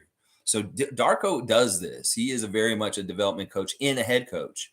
And we're going to see guys like Scotty get better in certain ways because of him. We're going to see guys that didn't get to play at all off the bench, like Delano and Malachi, probably get more usage in more useful ways and get something out of them to contribute to the team. So that's a lot of what I'm seeing and I'm thinking about with Darko is the development that we may have lacked in recent years, G, may be coming back just because the head coach is very oriented with it. In fact, one of the things they describe Darko as good at is he's not just good at getting primary skills that guys are known for out of them. He adds secondary skills to these guys. He teaches them stuff that makes them even more fleshed out, well-rounded players and adds more dimensions to them with weapons. So secondary skills is actually a forte of Darko Rajakovic that I'm hearing from Memphis. That they'll talk about, oh yeah, he'll get you this and this. If you're already good at stuff, that's good. But he'll find the holes in your game and he'll get you better in those areas also. So the more you guys I read about Darko Rajakovic, the more I realize this guy's really good at getting the best out of players. And if that's something we didn't do well last year was we didn't really get the best out of our players last year. That's for damn sure. So hopefully this will be changing this year with Darko as the hire. Yeah, yeah, yes, Mo. That was the other coach. That was the other coach. All right. These guys, they were already gone. Patrick and Jama got poached 2 years ago or a year ago. So it's like, I don't count these as losses at this point. We're going from where we were last year at the end of the year, and it's changing a bit. That's for sure. Sue's here. Good to see Sue. Play it again, Sue. She has a music reaction YouTube channel that's absolutely fantastic, reacting to all kinds of great songs from different genres with her friends. Just a good time. And always fun to hear Sue's insight on the songs and kind of giving a little history and fun fact about the song or they're covering on those shows, on their clips. But yeah, follow Sue. Play it again, Sue. It's a music reaction channel here on YouTube. So much fun. GM, good morning, everyone. GM, everyone. General manager, everyone. We're all general managers, and that's why we talk out of our asses on Twitter all the time because we think we're general managers. Good morning, everyone. So many casuals are saying we are now going through a complete rebuild because of Darko. Just because he is good at developing players doesn't mean he can't be good at other things. Shaking my head. Well, listen, this is the signal. It's like, look, they're looking at it on paper, Sue, and they're saying, oh, they hired a guy named Darko as their coach. Yeah, they're going to suck next year. They're not going to make the playoffs next year. Well, you go ahead and make those foolish predictions ahead of time. I'm going to wait till I predict on how the Raptors are going to do until I see a bit of evidence and see how they do with him around and whether they take to him, whether they get good success from learning his system and executing it. This is way too soon to make a judgment on whether Darko is going to be a failure or success. And go ahead, casuals, make your snap judgments. We'll have the receipts later to show just how stupid you were when you made those comments. There's a lot of the same kind of comments in 2018 around this time of the year when Nick Nurse was called on to replace Dwayne Casey. So this is a very similar situation. So everybody who's talking about Darko right now, just remember how Nick Nurse went in 2018. Hold your tongue. How about that? Yeah, yeah. Nameless is saying, Darko, turning up that brightness, baby. That's right. It's going to be a little bit of a oxymoron or kind of an opposite antonym kind of situation. Darko will turn on the light and make things brighter and better and positive for the Raptors. Don't take him by his name. We will be going dark mode, but that's because Darko's our coach. But everything's going to be so much brighter. Watch. Infamous is saying, salute, freaks. Been listening to reporters who cover the Grizz, and the one thing I keep hearing is he's a pick and roll maestro. He's the maestro. I am the maestro. Wasn't that an annoying character on Seinfeld, the maestro? That motherfucker, that pretentious fuck. Yeah, the maestro. I remember that. Well, pick and roll is definitely a specialty of his. And boy, doesn't he have a great roster? Fred, that may be enticing for you to stick around because this man's going to run you through pick and rolls like Nick didn't. And he's written papers on the pick and roll. He has papers that he's written, scientific papers about the pick and roll in basketball. So this man really does know his stuff. And that's what I'm saying. His offensive emphasis is much greater than Nick's. Nick was very defensive oriented in the last couple of years. Well, Darko's going to be more offensive oriented, and that is an area the Raptors need to improve in. That's for damn sure. So yeah, more pick and roll, more playing off each other, more two-man game, less isolation, less guys just going at it by himself against 2 or 3 defenders. We won't see that ugly ball. Maybe very surprising just how much more efficient we are on offense with a different coach. Watch. Seriously. Mike saying, rebuilding the playbook and identity doesn't mean the same as a team rebuild. We have players with elite skills and are real NBA players. Why blow it up without trying a new system? That's the logic, in my opinion. Yeah, it's really as simple as this. Bobby and Masai look at the roster on paper and they said, these guys are just so talented. I mean, we got Scotty, we got Precious, we got Pascal, we got OG, we got Chris, we got Jakob, we got Delano, we've got Christian. These guys have so much good talent that they know that they want these guys. It's not the problem is the guys. And the guys like playing together. It's not that they don't like each other. There's no feuds, that they really do kind of want to stick together and play together. The whole problem is, well, why is it not working? Well, maybe they need a better coach. And that is what we decided. And that's why we're not changing the roster. We're changing the coach to see if the coach can get better things out of the very talented roster that Masai and Bobby constructed, because this is a very talented roster in a lot of ways. It may be not totally deep, but there's a core of talent on this team that is very good. And they've already been working together and getting time accrued with reps. This is important to continue. You don't want to just scrap it up and throw it out when not the things that are broken with the team were actually kind of the coach. So this is the thing that's going to be really interesting to see. A different, fresh approach, new system, just like Mike said, is not a rebuild. It's a different regime. It's the same team, but it's a different coach with different direction. And that's the switch we're making this summer that can change things for the Raptors to be better than they were last year than a 500 team. And casuals won't realize that. They'll be just like, oh, we're going to suck. We got a tanking coach is what they're saying. Just because his name's Darko and it's weird, you think we're tanking or we're bad because of the name? Man, y'all are really sadly mistaken. You do not understand how this works if you think we're just bad because we hired a guy named Darko. Some people are complaining this is a downgrade from Nick Nurse to Darko Rejakovic. No, it's not. Because listen, I'm going to tell you right now, if we had held on to Nick Nurse and he coached us next year and the players still didn't believe in him, and we still had this kind of weird malaise of like dysfunction and like, why is the team so bleh and underachieving? Yeah, that would have continued next year because those guys had like tuned out Nick. Nick is just not somebody they respect anymore. It's obvious. So why would you retain him and go through a whole other year of like really bullshit like this year was?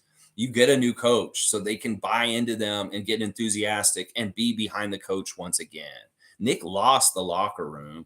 That's just the damn truth. So there's nothing you can do in that situation. How do you get that back? I don't know how you get that back.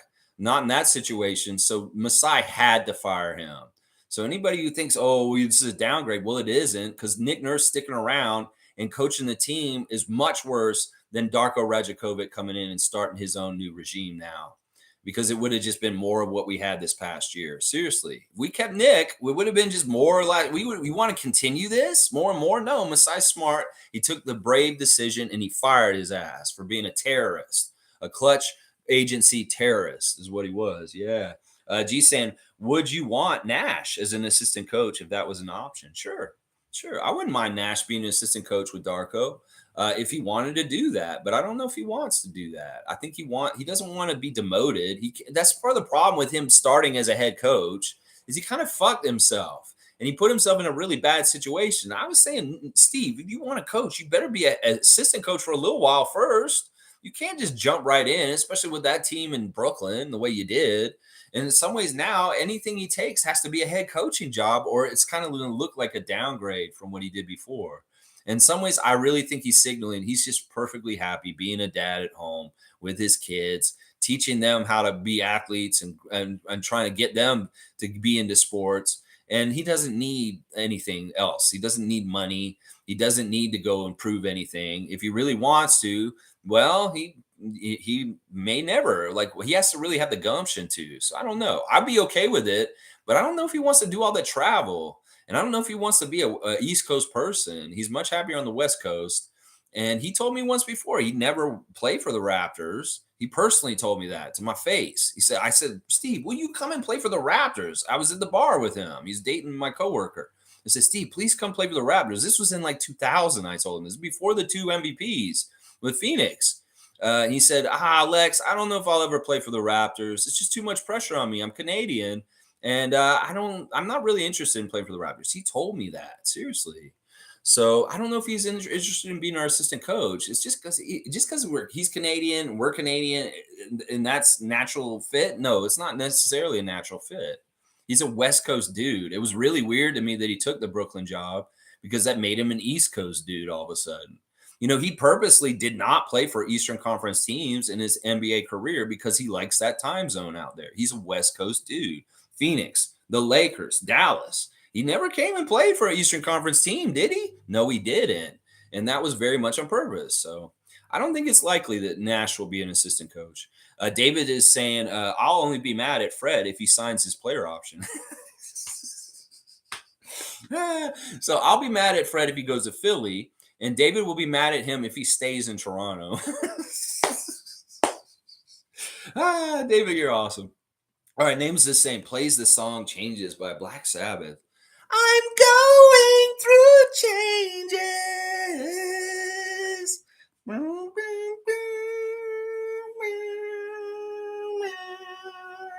That's such a slow, kind of sad song, but yeah, a little bit of that for you, Nameless. I know that song too. I'm gonna do a couple of different Changes songs. Changes. I'm going through changes. All right, David Saborin saying, I really don't understand this whole blowing it up. Fred and Pascal aren't that good. That's all there is to it. We have a lot of young talent. At the end of the day, I blow it up if that's what it means. All right. Listen, seriously, do you see that picture, David? There's only two faces that are technically Raptors that are other than Drake and the Raptor on that picture, and they're Fred and Pascal. I'm serious when I say we got to hold on to our champions as long as we can. I've been saying that for the whole 2 years I've been doing this channel, is over premium valuing Fred and Pascal just because they're the last important players from our championship year. And we get rid of them, the linkages to our championships are not good. We totally lose any kind of a feeling of a dynasty if Fred or Pascal is not here. There has to be at least one of them, if not both of them, to keep that kind of feeling if we win our second Larry O'Brien while one of them is still here. We need those linkages. So let's not snip the very final connections to there. You need to respect those two way better, David, and not act like they're like bathwater for the baby and throw it out the window. These guys need to be one of them at least on this team. I'm willing to say Fred, okay, if you really want to go. But Siakam, I'm sorry, we can't even go there, David. Sorry, bro. I can't get behind this. This is bad thinking. It's bad thinking. It's not the right way to go. MSJ saying to David, same. I don't see that he fits the team now. He has to move on. You're talking about Fred? Now, see, you're doing the work of Pensair. I'm starting to wonder about you, MSJ, a little bit right now. Listen, I can deal with Fred, whatever he's going to do, but we can't get rid of Pascal right now. Y'all need to stop talking about Siakam. There's no reason to talk about him. He's a very good player. He's one of the top players in the league, and we need to keep him, honestly. If anything, just to see how Darko will use him in a different way and see if he can get better things out of him by not running him absolutely into the ground like Nick Nurse did. So we'll have to see. Iceman like Gervin's here. Good to see Iceman like Gervin. I wonder who will make up Darko's staff. Rico Hines and Jim Sand are returning, perhaps or Watson as well. No one knows what Fred or Gary will do until they opt in or out. That's just speculation. Yeah. I think that Jake Weinback or whatever a tweet from yesterday is speculation for sure. Because honestly, it doesn't make sense to me because he should have Phoenix and Philadelphia on that list. Because Fred even intimated on the Sham show that Philadelphia is one he's considering because Nick's there. And we know Phoenix has had an interest in him, and they're waving Chris Paul. They need a new point guard. They may want to really throw money at Fred VanVleet from the Suns. So, yeah, the speculation in that tweet, and first of all, is missing some of the key people that I know are interested in Fred. So it doesn't make any sense there. I really hope that, I like the idea of Earl staying on if it can still happen somehow, some way. I really, really do. David saying, I can watch basketball this season. You can watch basketball if Fred's gone. Come on, David, you can watch it anyway. You know you will. Monique saying, Nameless, why would you let Rico walk? What? He thinks that Rico brings losing with him, that whatever team he's on has a bad losing percentage. Sacramento, the years he was there, and now he comes to Toronto, we have a bad year. Well, yeah, it's kind of a you can't really make that connection. In some ways, it's just dumb luck, is what happened. Shere Khan saying, "Good morning, Raptor Freak family. To be honest, I've come to terms with losing Fred to a free agency. May have an impact on Gary Trent's contract size. Most likely, sign and trade partner is L.A. Lakers with the smaller contracts they have. Orlando is the other." Interesting stuff, Shere Khan. In some ways, if Fred does walk, it makes it easier for us to re-sign Gary and keep him around. Some people have been saying we got to choose between the two of them. It's either Fred or Gary we want to keep. Well, who do you value at this point, Raptors, more? Who do you think is more important to retain for next season between Fred and Gary? In some ways, it's a lot closer than people may think. Gary's skill set of being able to make a shot for himself anywhere on the court at any time is super valuable to our team right now, especially shooting. And Fred, he obviously is very valuable to our team in a lot of different ways. I don't have to say why he's valuable, but who is more valuable at this point? And if we can keep one of them, which would you prefer? I think I'll put a poll up on the Rapid Free channel after this, and we'll talk about it. If you could only retain one of the two guys, who would it be? Fred or Gary? Infamous is saying, I don't understand the Fred criticism. If any one of us was offered a better job with increased pay, who's going to turn it down? I support him whatever he decides. I'm with Infamous on this too. I'm not going to criticize him if he takes money at this point. He's earned it. And in some ways, I don't mind the roads splitting at this point because in some ways, we got the best out of Fred. And I don't know what's going to be coming up for him in the future in some ways. So I'm with Infamous. I mean, we shouldn't be criticizing him. He's got his own life and decisions to make. And in some ways, he's already a legend and a really, really great standing Raptor forever. No matter how people have sullied him at different times, he's always going to be a legend and somebody that I respect and love, unless he goes to play for Philly. That's the only unless. I mean, if he goes to Boston, same thing. All right. There's certain Atlantic Division teams you shouldn't go to, Fred. Let's just put it that way. You can go to other teams, though. Yeah, and I wouldn't be upset at you. Let's see. Kubran saying also CRA is chasing down 3 former Blue Jay stars for unpaid taxes. Did you see this in the paper? What's your opinion? I just find it funny. If Fred VanVleet stays, he gets double taxed too. Look, laugh out loud. Oh man, this is a subject I just don't like talking about, Kubran. I don't know what's going on with the Blue Jays and them dodging their taxes right now. I did not read that article, but yeah, that makes sense. I mean, sometimes athletes come here, and there are dumb athletes in baseball. We've seen one of them recently get sent to assignment for being dumb. So some of these guys aren't exactly the most smart guys. So if they don't have people around them telling them you got to do this, you got to do that, and now Canadian revenue agencies after them, well, that's just how it goes. Fred stays, he gets double tax. I mean, I don't even totally understand how this whole works with the tax system in Canada and the US and the difference. Some people have said you get double tax if you play in Toronto. I hate to think that is one of the things that makes it hard for us to get free agents, is that whole aspect of things. I always thought that these guys got paid in American, and why not? If they're in the United States, with their residency, maybe they live somewhere, they can just pay the taxes in the States, and they don't necessarily have to even deal with Canada as far as tax stuff. But maybe I guess they do because of what Kubran's saying. I don't know. I hate this kind of shit. I absolutely hate this subject, and I don't like talking about it. So I'm not an expert on this. I couldn't tell you what the tax rules are for professional athletes in Canada because they're on the Blue Jays or the Raptors, and the difference. Because in some ways, I don't want to hear it. I don't want to know how much of a disadvantage we're at because of this kind of stuff. So I don't know. I've heard that this may be going on where people get double taxed, but I don't know the truth of it. And I don't want to totally believe it. I think in some ways that the Raptors and the Blue Jays get compensated for these kind of issues as far as how unfair it can be, as far as things with their salary cap and certain things. So I don't know. I don't know, Kubran. This is not my expertise. And this is honestly a subject that makes me kind of want to go shoot myself afterwards, because I don't want to talk about anything that's taxes or money. Is really not my forte. I hate that shit, actually. Cool Cat saying, Fred is looking for his mega bag. Go wherever it is being offered. No loyalty in sports industry. Give him his grace to search for his payday. He has seen former Raptors get traded. It's a business. Well, I hope that maybe he can work with us just like Kyle did. In some ways, that tweet is telling us that, there's limited options where he can just go and sign straight up. that a lot of the franchises in the league are hamstrung and they're going to need to do a sign and trade if they want to get Fred. So that could mean that Masai and Bobby have an opportunity of getting somebody pretty good in the return, like they did with Kyle and what they did with Precious. So I think that this could be an opportunity. And knowing Fred, if he's like Kyle very much, he's a disciple of Kyle, he may treat his exit very much like Lowry did also. And then we do a sign and trade with one of these teams, and we get a very good point guard coming back the other direction also. It may be a younger point guard who needs to be developed a little bit further. But I'm going to bet that if we lose Fred this summer, it's going to be a sign and trade, and we're going to have somebody coming to replace him in that deal. That's just how Bobby and Masai work. So, Nameless is saying, Monique, I hope there was not friction. I hope Rico is not sending conflicting messages to his players. I wonder if there are philosophical differences between Darko and the European Darko, or Rico.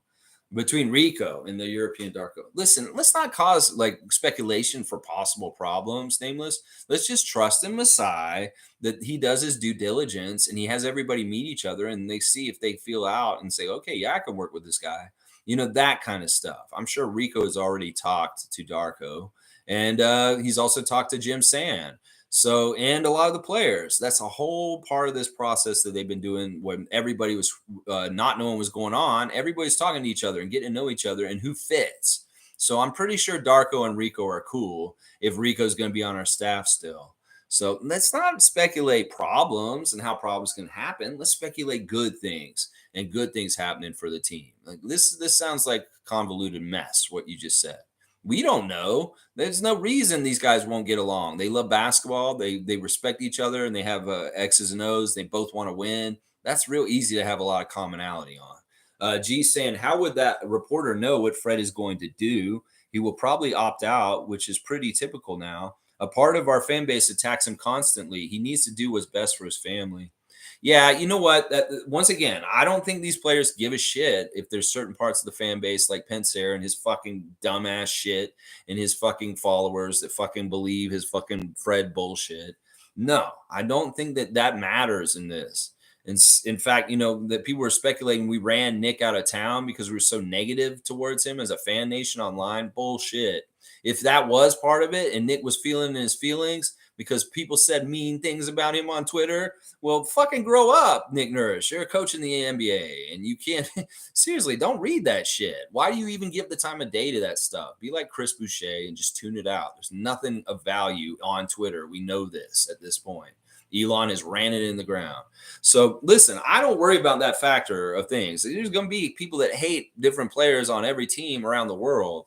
And this is the thing in the NBA teams, some of our fan nations down south are not as nice as the Raptors fan nation and can be really, really bad. It's Philly. And I'm just saying, like, you know, it's going to be the same thing everywhere. It's not like Fred is not choosing us because we have bad fans that are against him.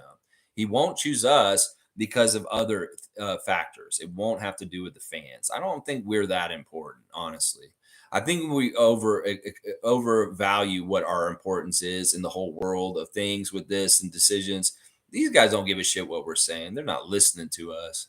I agree. Fred's got to do what's best for him and his family. I wish he'd do what's best for the Raptors, but his family's first, and it should be that way. And like I said, I'm not going to be mad at him or blame him for going somewhere else. If he stays, I'll be overjoyed.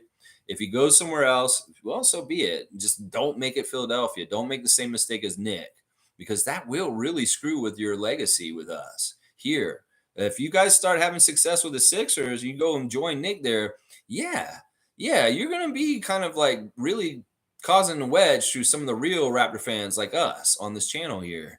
Isaac saying, after tonight's game, Floridians will go to bed dreaming of a time machine to journey into the past, but we know they can just wake up and go outside. It's crazy what's going on in Florida. You know, in some ways, the Miami Heat players are already talking about how they don't like playing for the Miami Heat, partly because of the politics of Ron DeSantis, that there's issues with the state of Florida at this point that may turn off players from going to play for Orlando or Miami. On the download, this could really hurt those two teams if Ron DeSantis is making his own little version of Nazi Germany down in Florida right now. And that's basically what he's doing. He's outlawed trans. He's making people like, he's like, we have people shooting black people because they feel like they can get away with it because it's a racist state. The NAACP is warning people not to go to Florida if you're black, because there's crimes against people there, and there's no accountability because it's a racist ass state. So why would any NBA player want to go play for the Miami Heat right now when that state is all fucked up political wise? So yeah, there's issues down there for sure. Isaac's exactly right. And the other thing is that they're both in the finals right now, the Panthers and the Heat, and they're both down 3-1. And it looks like they're both going to lose in the finals. So great year for Miami sports. You get Messi, you have this happen. Well, you're not going to win any of these championships, though, the Larry O'Brien or the Stanley Cup. It doesn't look like it. No, Vegas and Denver are taking it. Yeah. Mike's saying, I don't know. I would say Fred is still committed to us. He's saying we and is focused on the Raptors' future. When Kawhi talked at the parade, he used the word they, as in they can build on this. Fred, yeah. You know what? This is a good tell. Mike is exactly right. This is part of what I do in the interviews, and he does also. The tell is he's still calling us we. And Nick was still calling us we too, even though he was in Philadelphia. It's hilarious. He still doesn't understand what he just did. Nick Nurse, your nightmare is just beginning. Trust me. Fred is still acting like he is wanting to be a Raptor. I mean, we can't go against what he said. What was he going to change his mind just in 6-7 months because of a shitty season from what he said at the beginning of the year? I want to be a Raptor for life. He meant that. He really meant that. He doesn't say bullshit. He doesn't say shit out of his ass. He means this. When he says something, he means it. And he meant what he said when he says, I want to be a Raptor for life.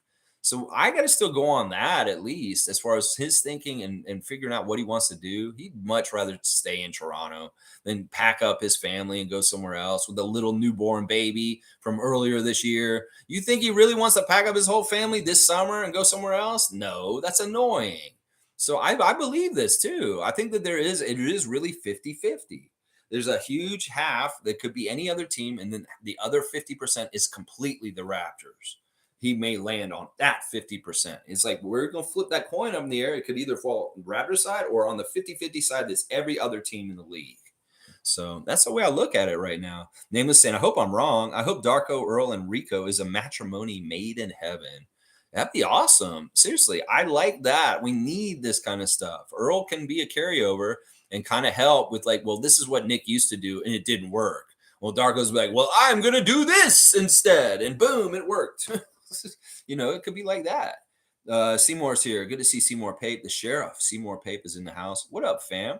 Hope you all had a great weekend and wish you all awesome week. Yeah, wave to you, Seymour. All the best to you in Central Canada. Holding it down in the middle of the country, the heartland. Seymour Pape is our dude in there, Sheriff Seymour Pape. Holding it down in prairie country. Yeah, you have a good week too. My weekend was all right. It was kind of low key here at the house. I went and voted yesterday. I want to remind everyone, today and tomorrow in Toronto, it's early voting, and the polls are open from this morning all up until 7 p.m. So find out where your polling place is and beat the crowds on election day by going and voting today or tomorrow. I went and voted yesterday morning, and I felt so good afterwards, marking in that little bubble and feeding it through the machine, and then the machine saying, your vote has been counted. That's what you got to do. There was such a horrible turnout for the mayor's race last summer when John Tory won that we need to improve that number or percentage of people that are coming out to vote. And obviously, as I said, I'm NDP. I'm voting for Olivia Chow to be the next mayor of Toronto. That's who I'd like to see running this city. Hopefully she can stop Doug Ford from messing up the Science Center, Ontario Place, and the Green Belt. So yeah, let's see what Olivia Chow can do to help the city of Toronto be more affordable for the common person. So yeah, get out there and vote. Early voting today and tomorrow still, and then you got to wait till election day after that. So go before the crowds. Get it done real quick. Find your polling place and just get in there and do it. Please vote. Please, if you live in Toronto. Yeah. All right, let's keep going. Trevor J saying we should all nominate Lex off-season and season reporter for live stream. The best sports comment on internet. He's the best. Trevor, I don't even know what this competition is or whatever this contest is. If you want to nominate me for stuff, I have no problem with it, Trevor. You put me on blast if you feel like I deserve it. I appreciate you, Trevor. You're one of my favorites, man. You've been just so fun and awesome to be able to read your comments in the morning and your insight and different things you're saying. Listen, if you want to nominate me for an award, hey, I'm not going to be upset about it. We'll see if I get anywhere with it. But I appreciate that, Trevor. That's very nice that you would even consider that you want to do that for me. That means a lot, honestly. Wayne Strainer's here. Good to see Wayne. Greetings, Raptor Freaks from the South. Big ups, Earl Watson. Wish him all the best. Just happy 44th birthday to Earl Watson. I don't know if y'all know this, but Earl's grandmother is Mexican, and he technically is a Mexican American, and he can actually play for the country of Mexico in international play, and he has in the past. I don't know. A lot of people knew that about Earl. His playing career was absolutely fantastic. He was underrated, and he played a lot, a long, long career from 2001 all the way till 2014. He played for the Sonics, the Grizzlies, the Nuggets, the Thunder, the Pacers, the Jazz, and the Blazers. So he had quite a career. And like I said, the thing about Earl is he was a mentor to a lot of young players through his whole career. There's so many players that say Earl Watson was my old vet, and he was my guy who taught me how to be an NBA player when I first came in the league. One of those guys being Damian Lillard. Very much giving credit to Earl Watson to being one of these guiding forces in his life early in his NBA career. So happy birthday, Earl. Raptors Nation loves you, bro. We love you and Griff. We're not very thrilled with Nick at this point. In some ways, this is the thing. The real ones like us know that you guys were in some ways really need thanks in some ways. And Nick kind of was a problem. We know this at this point. Maybe other people don't know it, but we do here, just so you know, Earl. Leslie's here. Good to see Leslie Hart, a great Raptor freak, one of my favorites. Good morning, everyone. If Fred is smart, he would give the Raptors one more year. Let's see what Darko does before he throws in the towel. Yeah. I mean, listen, Fred, why don't you go watch Desmond Bane this past year and just see how much he got unlocked and see what he's been doing on his offensive schemes and way he gets his offense going. That is a real easy way for Fred to go look and see how Darko may use him in our offense. There's a lot of similarities between Fred and Desmond Bane. They are very strong guards that have a lot of muscle, and they can kind of muscle their way around. Well, that's what I'm saying, Fred. If you want to be like looking at what this guy did with Desmond Bane, maybe he has things for you to do that could be very good for your career also. So yeah, I'm with Leslie. If Fred is smart, he will let Darko have an imprint on him this season and just see what it's like to get him to coach you for a little bit, Fred. So stay, man, stay. MSJ saying, oh man, Jokic said he loves the Darko hire. Just saw it on YouTube. So great hire, Masai. I'm sold. And Lex, thanks for doing this each morning. I hope that 1,000 sub mark comes soon. I appreciate that, MSJ. Hey, it's going to come when it comes. It's just like the coaching hire. It's going to happen when it happens. And I know it'll get there. I'm getting slowly but surely. And right now is going to be a tough time for me to get traction just because it's not popular or interesting to be a Raptors fan unless you're really passionate like we are. So I'm not expecting like casuals or new people to come in because the Raptors aren't really kind of like they're in a weird place. It really does. My subs kind of go with like whether the wave of the Raptors is enthusiastic or not. And right now is very low enthusiasm for the Raptors in general. A lot of very good Raptor fans are not paying attention, want to even talk about the Raptors right now. We are very, very much in the minority. And we're diehards. And I appreciate that, man. Seriously, it's a lot of work, but I really do enjoy it. And I really you guys are my friends. Seriously. Like, I don't see you guys, but you really are personalities and you really are my social circle. And I really do value it a lot. I really do. The Jokic endorsement is hopefully a good thing that will help people that are on the fence about Darko understand that this guy is very well respected and very popular in the NBA circles. That, Nikola Jokic signing off on it, that makes people kind of be like, okay, he must be pretty good if the very best player in the league is saying he's good. So, yeah, I like that too. Iceman saying Rico Hines is more than just a hype man. He was a Golden State assistant coach for 4 years, St. John's assistant coach for 5 years, and a G League assistant coach for 3 years, along with running his NBA offseason program. Yeah, I don't want to sully him or put him down and say he's not an X's and O's coach. He's not a tactician. I'm sure he can do all that. He can be very much a head coach and coach different things. But it's like in some ways there's levels to this. And we got to understand that some ways, like when you really get into the minutia of NBA head coaching, the people that are in there with each other and their peers, they kind of see who are the young hot shots like Jordi Fernandez or Darko Rajakovic. And they're like, wow, this guy really has some crazy ideas.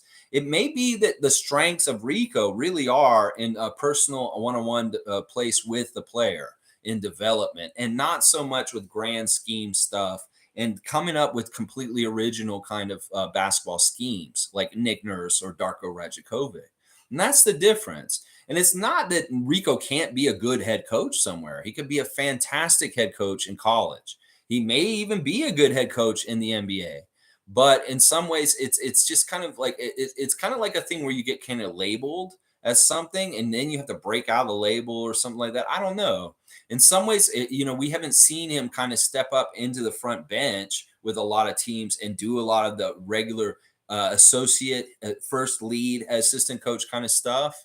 He's always kind of been a periphery coach, and that can kind of like suss out your place in the hierarchy of those kind of things. Also, it's nothing against him. I think he's amazing. And I think Iceman's exactly right. You shouldn't just peg him as a hype man or just like a name because of his runs in the summer. There's a lot of really good things that he does around the team.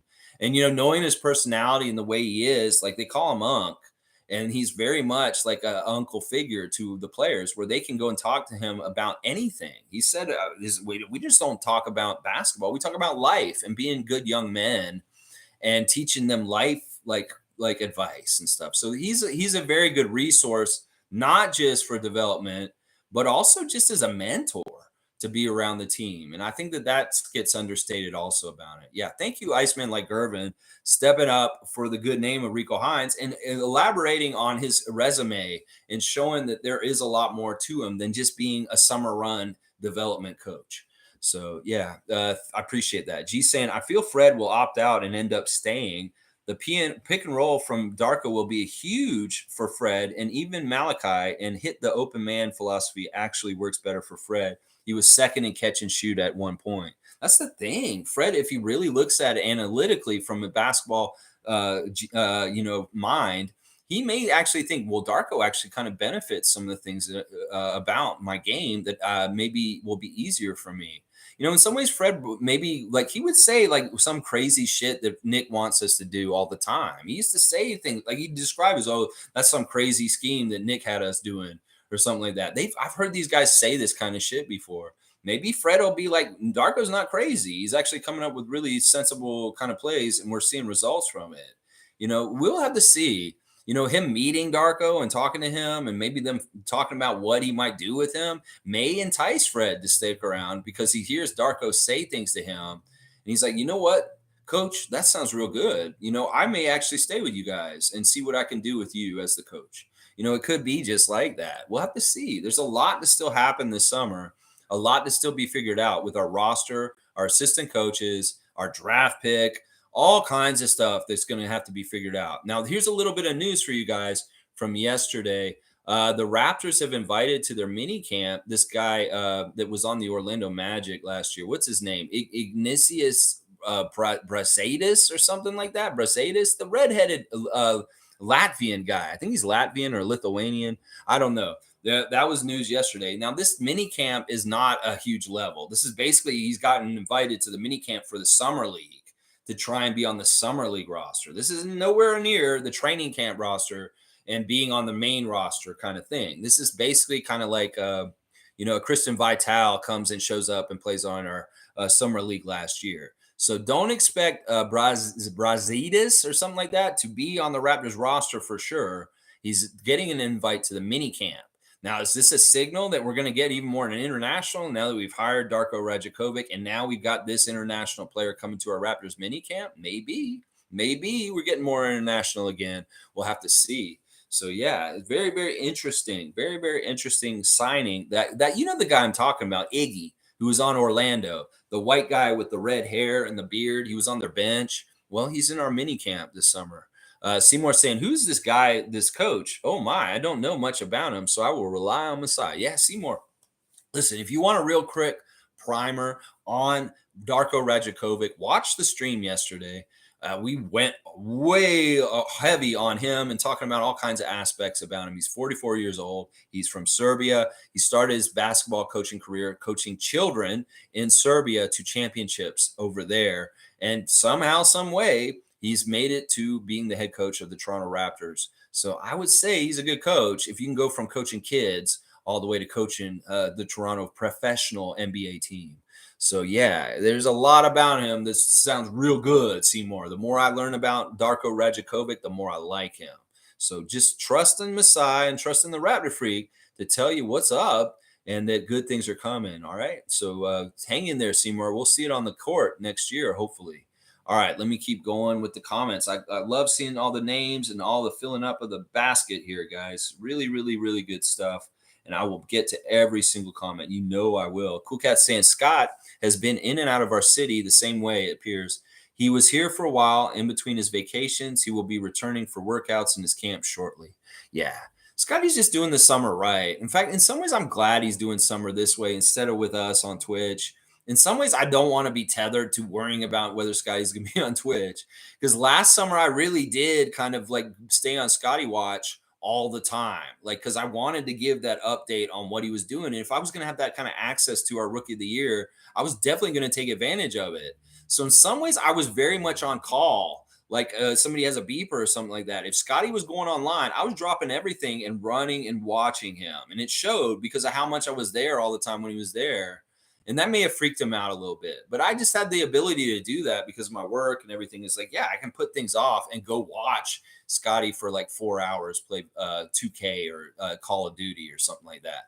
But I'm glad he's not on Twitch this summer. In fact, this is a much better usage of his time. As much as we were selfish and we felt so good and fun to have an access to him, to be able to talk directly to him and actually get conversations with him, I will cherish that for the rest of my life. That I got to hang out with the Toronto Raptors Rookie of the Year on his Twitch stream all last summer and talk to him. And he responded, and we very much got a rapport. Like, he knows who the Raptors Freak is. I will never take that away, but I'm so much happier that he's not doing it again this season. In some ways, it shows maturity. In some ways, it shows a rededication to committing himself to doing, things in the offseason that may be more productive. And it's not that Twitch is bad or anything, or, that he did it too much, or I think that it hurt him last year. It's just in some ways, I'd much rather him be out there touching grass, hanging out with Nardo and Lloyd and going to the Dominican and doing all the things he's doing this summer than sitting in his house, eating Chick-fil-A with his dog, playing video games with us till 2 a.m. So, it's a good change, even though we miss him. We obviously do. And it was a lot of fun hanging out with him for the months. What was it? It was like May till like October. We got to hang out with Scotty on Twitch last year. It was such a special time, and we will always have it, Cool Cat. I miss it in some ways, but I'm so glad he's doing his summer the way he is this year now. And we're not mad at you, Scotty, for not coming back to Twitch.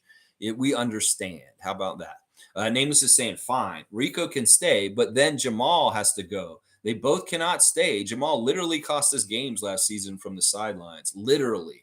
Can't shut his trap. Let's help him out. Jamal McGlure, it's complicated whether he helps or takes away from our team. I get it. He talks trash and maybe he gets somebody on the other team pissed off and they play even harder against us. The whole thing with LeBron James in the playoffs of years ago where he pissed them off and LeBron went crazy and did LeBronto shit to us. Yeah, I understand what you're saying. In some ways, Jamal, I like what he does, but in some ways, I get what you're saying too. Well, it's up to the Raptors how they're going to define Jamal McGlure's role this season, but don't expect him to be gone. He's going to be around the team somehow, some way, even if he's just the community ambassador and he's doing stuff away from the team in public. He may be still on the bench, though, also. I think he's valuable, and I don't totally agree with this, Nameless. Evelyn's here. Good to see Granny Evelyn. Always good to see your name here. Josh Monroe is here. Also good to see Josh. Nurse wanted to play the run and gun style and didn't want to change too much because he felt like things were all right and nothing needed to be fixed. Man, that's what I'm saying. If anything, the leadership of Nick Nurse made us rest on our laurels and lose our underdog, chip on our shoulder kind of mentality. This is what Chris Boucher said in the Hustle Play podcast He felt like this year's Raptor team didn't play like they were coming up and had something to prove.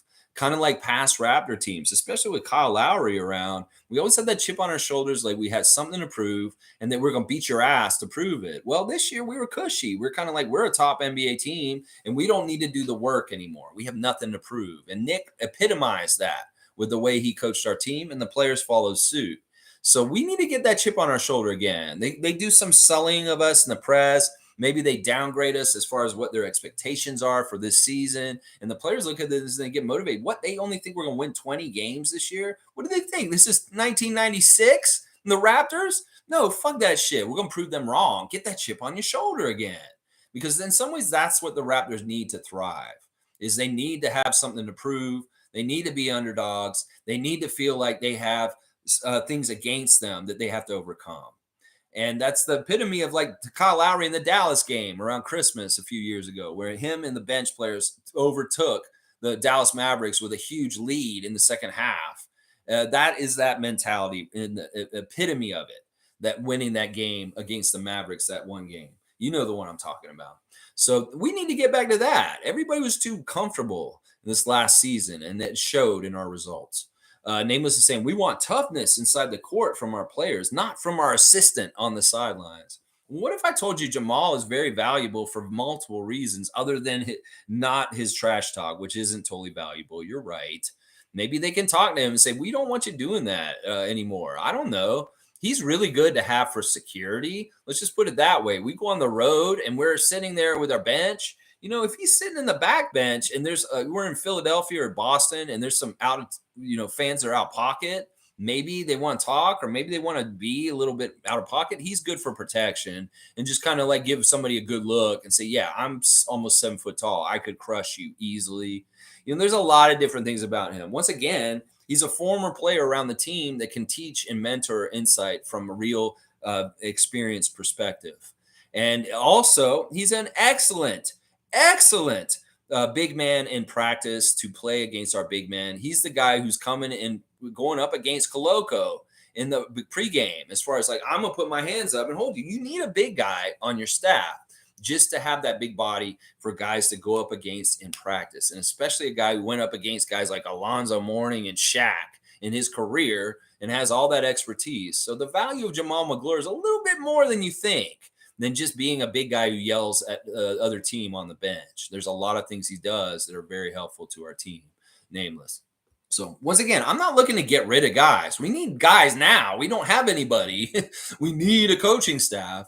So let's stop like Xing out guys. Like people are going after Masai and Bobby, going after people we still have on the team. Let's just stop. We have to build right now. We can't destroy anymore. Stop destroying. All right, let's see. Sue saying, if Nick Nurse did sabotage us on purpose, then I have no respect for him. And if he did, no one should want to hire him because he could do that to any team. That's shitty. Enjoy Philly. You deserve him.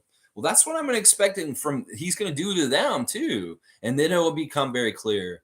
Because with them, they'll know it. And they don't care if he does it to us. Everybody's like, aha, stupid Canadians. You get that from Nick Nurse. He did you wrong. Nobody will care. But if he does it to Philly and he does it again, like in some sort of weird power play, this is what I'm going to expect. They're going to have friction on this team. It's not going to go smooth. He's going to have problems with Embiid because they're not a fit. They don't get along. They're joking if they think they get along. Just a little handshake. Oh, we both want to win. We're going to do this. Well, what if Joel physically can't do what Nick asked him to do? And there's frustration from that. And then all of a sudden the press jumps in, the fan base jumps in. It becomes all kinds of weird toxic. Rich Paul's in Nick's ear saying, Darvin Ham just got fired from the Lakers. I could get you $15 million a year in the LA job. You want that? Oh, yeah, that sounds great. And boom, he submarines the Sixers and gets out of that job. And then all of a sudden he's the coach of the Lakers. I fully expect this kind of thing to happen in the next 2 or 3 years with Nick Nurse. And you're right, Susie. Listen, that's the thing. If the Raptors fans knew the truth about Nick Nurse and his exit, they wouldn't be like, oh, he's so great. Why did Masai fire him? They'd understand why. And they'd be mad at him, just like you and I are. Because seriously, all the evidence was there. And during the season, I kept questioning it. I was like, why did you do that, Nick? Like, why would you make such a blatant mistake, like a rookie coach mistake? You're 5 years into your career as a head coach, and you're like seriously acting like you're point shaving as a coach. I can see players point shave, but to see a coach point shave as the coach is very interesting. And he was on the down low manipulating things in that way. Sue, all I needed to know that he wasn't trying was him sitting on the bench the whole entire third quarter when the Bulls came back on us in the play-in game. That whole time we had a 19-point lead in the third quarter. And when they erased that lead in the third quarter, Nick sat on his ass. He didn't react to it. He didn't stand up. He didn't yell anything at the players. He sat there like this. I watched him. He sat there the whole third quarter. And it wasn't until the fourth, when things got close again, that he stood up and started coaching again. So, yeah, he gave up. He gave up. And you should have disrespect for him, because I do too. And people would be like, why do you hate Nick Nurse so much? He brought us a championship here. Because he fucking quit on us, just like Vince Carter did. And that's why.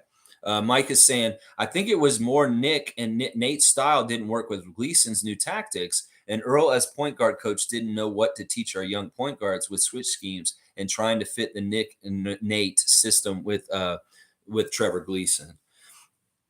I mean, listen, whatever that stew was cooking in different ways and whatever things that these different coaches with their expertise were bringing, it didn't fit. It obviously didn't fit. Nate Bjorgen was a toxic person. I know for a fact. Nick was too casual and he checked out and he just gave up. Earl was probably, his hands were tied and he couldn't do a lot of the things he wanted to do that he wished he could do. And Trevor Gleason's system is just stupid at this point. It was just dumb, honestly. Leslie's saying, did Nick Nurse sabotage Rico last season? We all watched an amazing offseason that Rico runs. Nick wasted all that work Rico put in the summer. Jealousy is not a good thing. I wonder about that. The way we did Rico Hines runs for a month last year with almost our whole entire roster was really boding really good things for the Raptors going the season. We had all kinds of good chemistry built up. In fact, we did play really well with some good momentum coming into the season with a very difficult schedule right away. And then, like I said, everything was working fine with the season. It wasn't until Pascal got hurt and the displacement of him out of this the team. Koloko couldn't go to 905 all of a sudden because we didn't have enough bodies. It just like kind of snowballed into more and more bullshit, and it just got worse and worse. Where by December, Nick was pissed off and took a leave of absence because he had a fight with somebody. We don't know what happened exactly. He did not leave for personal reasons. He did not leave for any other reason than he was a little bitch. And he said, I can't coach this team right now. So he walked away for like 2 games on the down low. And nobody understands that about this past season. That in December, when Adrian Griffin took over and coached our team for a couple games, Nick was being a little bitch when he walked away. I don't know what the reasoning was. Was there something wrong with the family? Was there something wrong with this? No. There's a problem with him and the coaches, and maybe him and Masai.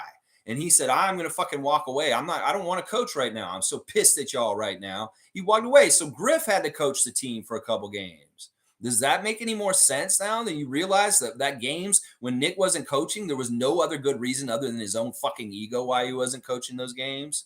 And then we came around to January and we have a trip to New York and all of a sudden Earl's missing all of a sudden. Why is Earl not on the bench? What's going on with that? Where's Earl? Oh, he must have got like a leave of absence to go do something. No, we find out at the end of the season, he was asked by Nick Nurse not to come on that trip as a disciplinary reason. I'm telling you, we can win this shit. And the after fact, the more we learn about the whole thing, that, yeah, Nick was a huge problem this season with his ego, his emotions, him not being professional. Honestly, he was not being a very good professional this year. So, yeah, that's a lot of it right there. I don't know if he purposely wanted to hurt Rico and make him look bad, because honestly, his runs look good either way. It's Nick who looks bad because he didn't capitalize on all that momentum and good chemistry made at Rico Hines runs into a glorious, great fucking season last season. So it's Nick's fault. He looks bad. So I don't know how he could have sabotaged Rico. He didn't look bad. That looked like a really good Rico Hines run last year. In fact, it got more popularity than ever, more views, more people watching. This year is going to be even more. Watch. Monique saying, nameless, you can't let Jamal, and he's community. You can't let him go. He's a community ambassador. Come on. He's just got a job for life on our team, no matter what. He lives in Toronto. He's from Toronto. He's a Toronto player in the NBA. He has so much good experience, as I said earlier. And he's going to be around town anyway. They're going to have him in some sort of department. They're going to pay him somewhere, something. It may not be on the bench, but he will be involved in the team. He just has been consistently since he retired. Name's saying, interesting point, Leslie. Interesting. Yeah. Yeah. I don't know if that's closely directed, but he definitely sabotaged our season, Nick. It's funny. Nick Nurse bullies his way out of town after one season of his arrival. Yeah, I don't know if once again, we're not tying Rico to these things because honestly, I think he's just an innocent bystander. He showed up late to everything and he's just here. I don't think Rico has anything to do with any of the stuff that happened. It's all centered around Nick. And if it's not Nick, it's Nate. It's Nate. Monique's saying nothing on Eric Curry yet. So we don't know what Eric Curry's status is. He may only get that one and done season of mid for the 905. I'd kind of like to have a totally different coach for 905. Honestly, if Eric Curry's one of Nick Nurse's guys, he just needs to go. Let's get somebody who's a little bit more like forthright and a little bit more like impactful. I feel like Eric Curry needs to be in an office, not on a sideline. Cool Cat saying, folks have to realize that we have always worked with Coach Rico Hines every year over summers for 7 years. That's right, Pascal specifically, but other Raptors have come with Pascal, and they've all worked with him in different varying degrees, but very much Pascal for sure. G saying, interesting that Anthony Edwards fired Clutch before his contract talks. Maybe they asked him to play games and he wasn't having it. Of course, that's just speculation, but he seems straight up. They would ask him not to play games. Anthony Edwards is going to show up if he can play. He's very much on the record as saying he does not agree with the load management and people just sitting out all the time. In fact, if he's a little bit hurt, he's going to play. And I love that attitude from that young man. In fact, that may bode to what we're talking about. It's like, listen, I love that guy. If he fired Clutch, that may be very, very smart. Maybe he understands how they're kind of like manipulative and maybe they weren't going for what he wants. I feel like Anthony Edwards has a pure heart. And he's a real good pro. And I love the dude. Honestly, if he was in a Raptors jersey, I'd be very happy. So Timberwolves fans, be lucky and feel good that you've got a real one in Anthony Edwards. And in some ways, I would value him more than your two centers. Seriously, even over Cat. Cat is a franchise player and he's very important. But there's something special about Edwards that I would make him my franchise player. Seriously. That makes me like him even more. It's probably more likely they told him to sit out. And he said, fuck y'all. I don't want to sit out. I don't want to strong arm my team to get out of Minnesota. I love playing the NBA. I just want to play games. You're telling me to try and get out of here? Fuck that shit. I'm not doing that. You're fired. That may be more likely what Anthony said to Clutch because I know he wants to play. Even if he has a broken finger, he would get out there and play. He's old school like an 80s player like that. Mike is saying, facts, Cool Cat. Rico has been working with our players for years. There wasn't an issue before, and I think they wanted Rico runs all year round in a sense with the younger fringe guys. You know, he is so good in practice. Like seriously, like he can really help these guys get a good scrimmage going. We saw some of the footage in the Malachi Flynn open gym episode last year where they did have some crazy open run scrimmages like a Rico Hines run in the middle of the season with the Raptors. So this is very valuable. Seriously, what Mike is saying here is very valuable. That if they have a practice, they can get Rico Hines to be in there and do the same stuff he does at the Rico Hines runs. That's good. That's a very good thing. Smooth's here. Good to see Smooth Brown, man. There's only 2 coaches outside of Darko under contract, right? How about Nash as a lead assistant? This is the second time this has been brought up today. So you guys really like this. Well, once again, I'll say, does Nash want the demotion? Does Nash want to leave his family for an assistant coaching job? Does Nash want to actually be involved with the Toronto Raptors? These are questions that are very big. And I don't think any of them are yes. I think they're all no. Cool Cat saying Nick Nurse never implemented Trevor Gleason's flex offense. He did, but he didn't. He did it half-assed. They did like a little weave at the top, and then that was supposed to be signifying they're engaging into the flex offense. When then it didn't look like how they did in Australia. There was a lot of cutting through the middle lane, and there was a lot of like tip passing over like this. Like I'm saying, I think the flex offense works for very average talent-wise players that are all kind of equally talented, like the Australian League. But in the NBA, there's levels of talent and different skills in different ways that have to be taken into accordance to figure out this flex offense that it just kind of is too basic. and kind of like I said, very for average players, not for very skilled players. I don't think you can do the flex offense in the NBA with the kind of talent that's there in some ways. It just doesn't work. So yeah, MSJ saying I was joking, Lex. Okay, thank God. Seriously, I can't tell sarcasm through text. Obviously, thank God. I knew you weren't like that, but I know we've had this before, MSJ, where there's a little confusion because I can't read sarcasm, and I know you're not a Pensairite. My God, I will have to explain my jokes. Well, it's just that I can't detect sarcasm. I'm not very good at detecting it even in person when you speak it.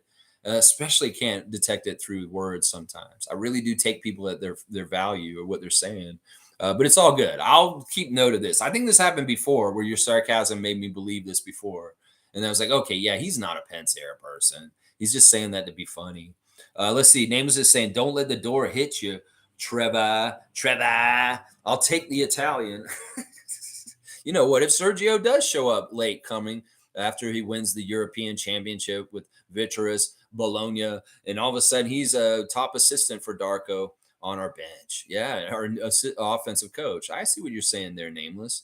Yeah, I don't want to be too mean to Trevor Gleason because he's a very nice guy and he meant well. It's not that I feel bad for him because it was really a fail, really, really a fail. And I wish him well and his family too. Whatever happens with you, Trevor, I think the best things, hopefully, other than if you go to Philly. Once again, if anybody's going to Philly, you can go to hell. Let's just basically say that right now. You go to Philly or Boston, you can go to hell.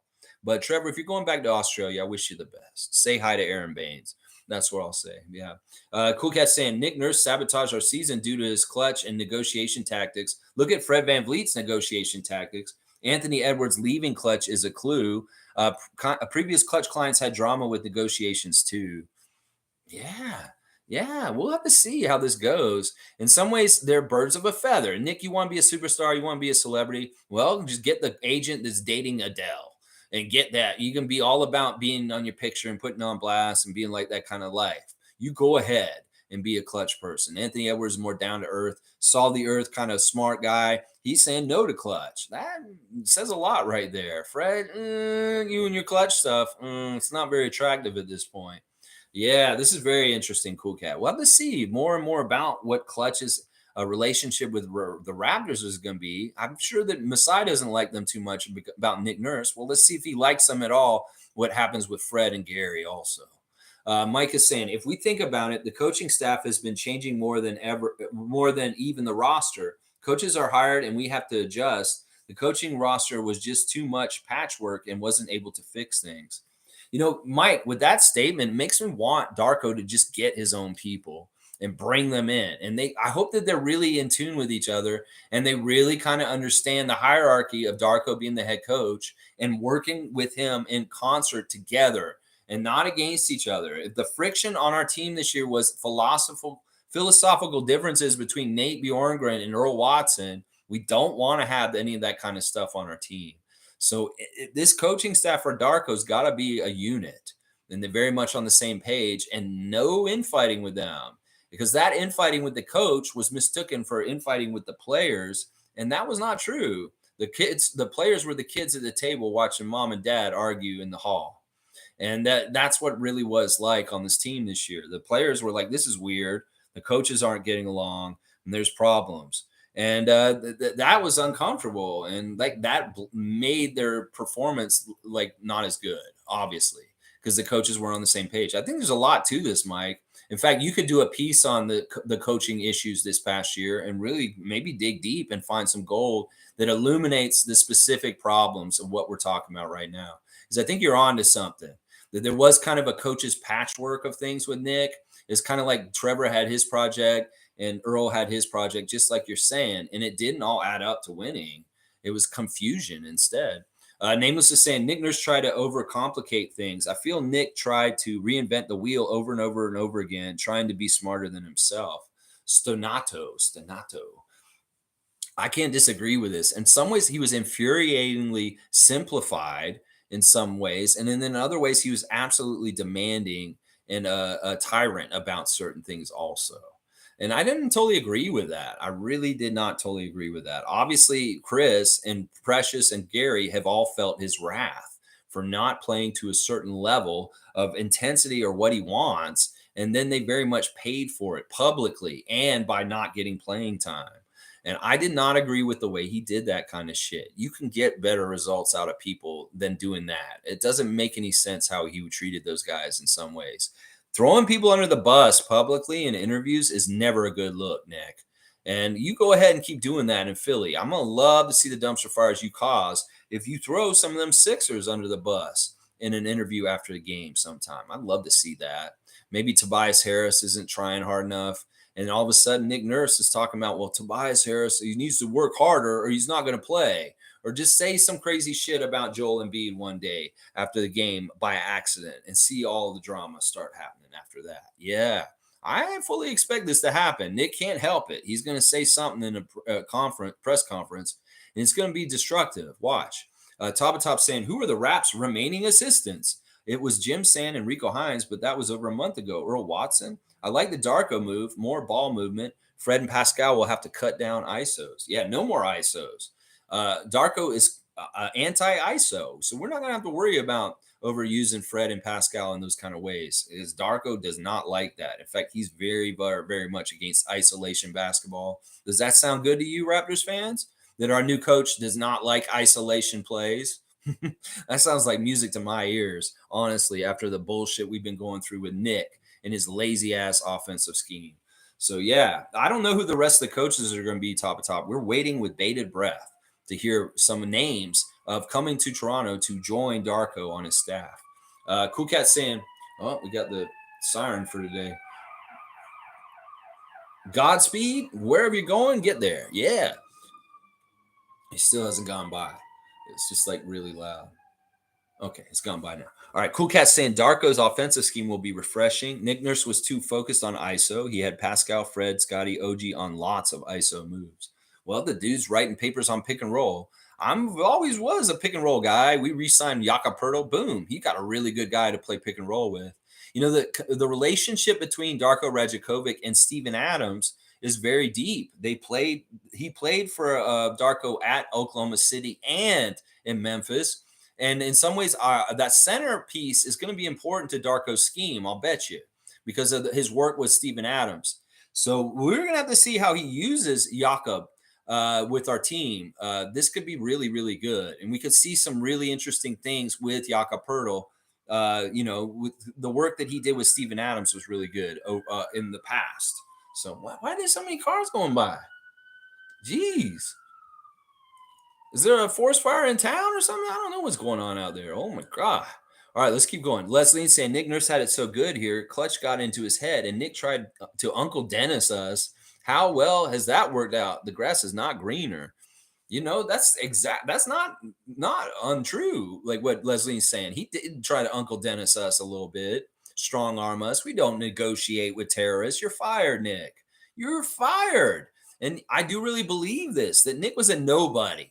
When we gave him the coaching job 5 years ago, we made him into somebody. He got a big head. It's a classic Hollywood story. Somebody goes and makes a movie and they get too big for their britches in their head and overinflate their ego. And then all of a sudden they start making decisions from that overinflated ego. And that's exactly what's happened with Nick. He didn't stay grounded. He's gotten to believe his own bullshit. And that is part of the problem here. Amit the Goat's here. Yo, what's up, Amit? In Israel. Amit's going to be coming to Toronto for the Global Jam at some point this summer. Good to see you, Amit. Play the last game of the trivia tomorrow, Amit. We're going to have the last game of season 2 of the Raptor Freak Trivia tomorrow. I know you like to play it, so hopefully you'll be here tomorrow. Name is saying, if you didn't fire the Nick Nurse when you did, players would start requesting trades. Fact. Therefore, Masai's hands were tied. I think that's true. You know, seriously, what if they'd said, we're staying with Nick? You know, a lot of those players would not be happy because they obviously weren't happy playing for Nick. We can see it on Open Gym. Watch the Open Gym episode where Fred VanVleet broke the franchise assist record in that game.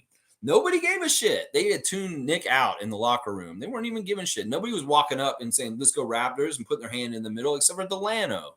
There's all the coaches, Nick and Delano. The rest of them were like, yeah, they didn't do the Go Raptors thing. Go Raptors. No, nobody was doing it at the end of the season. They had lost the confidence in Nick Nurse. They had no confidence in him at that point. And name was saying Nick Nurse was an egomaniac asshole. Yeah, it all makes sense now. Don't take me too long to figure things out, my friends. Some people read him already. Like some people are really good at reading people. And there's a face that Nick Nurse put to the people and the public in interviews and smiling and being all kinds of ways. But certain people were able to read through his bullshit and they never liked him. Some people in Raptors Nation never liked Nick Nurse. And I was like always fighting a fight against them because he's our coach. And I was very much standing for him like I would as a Raptor freak. But there were people that had pegged him all along as being like an abusive asshole. And he, in the down low, is kind of like that. I'm telling you, if Nate Bjorkgren's that way in Indiana, Nick is a similar person. They are birds of a feather. That's what I'm saying. Best friends are very similar in a lot of ways. They could say, who are your best friends in your circle? The four people that are closest to you, well, you share a lot of commonalities.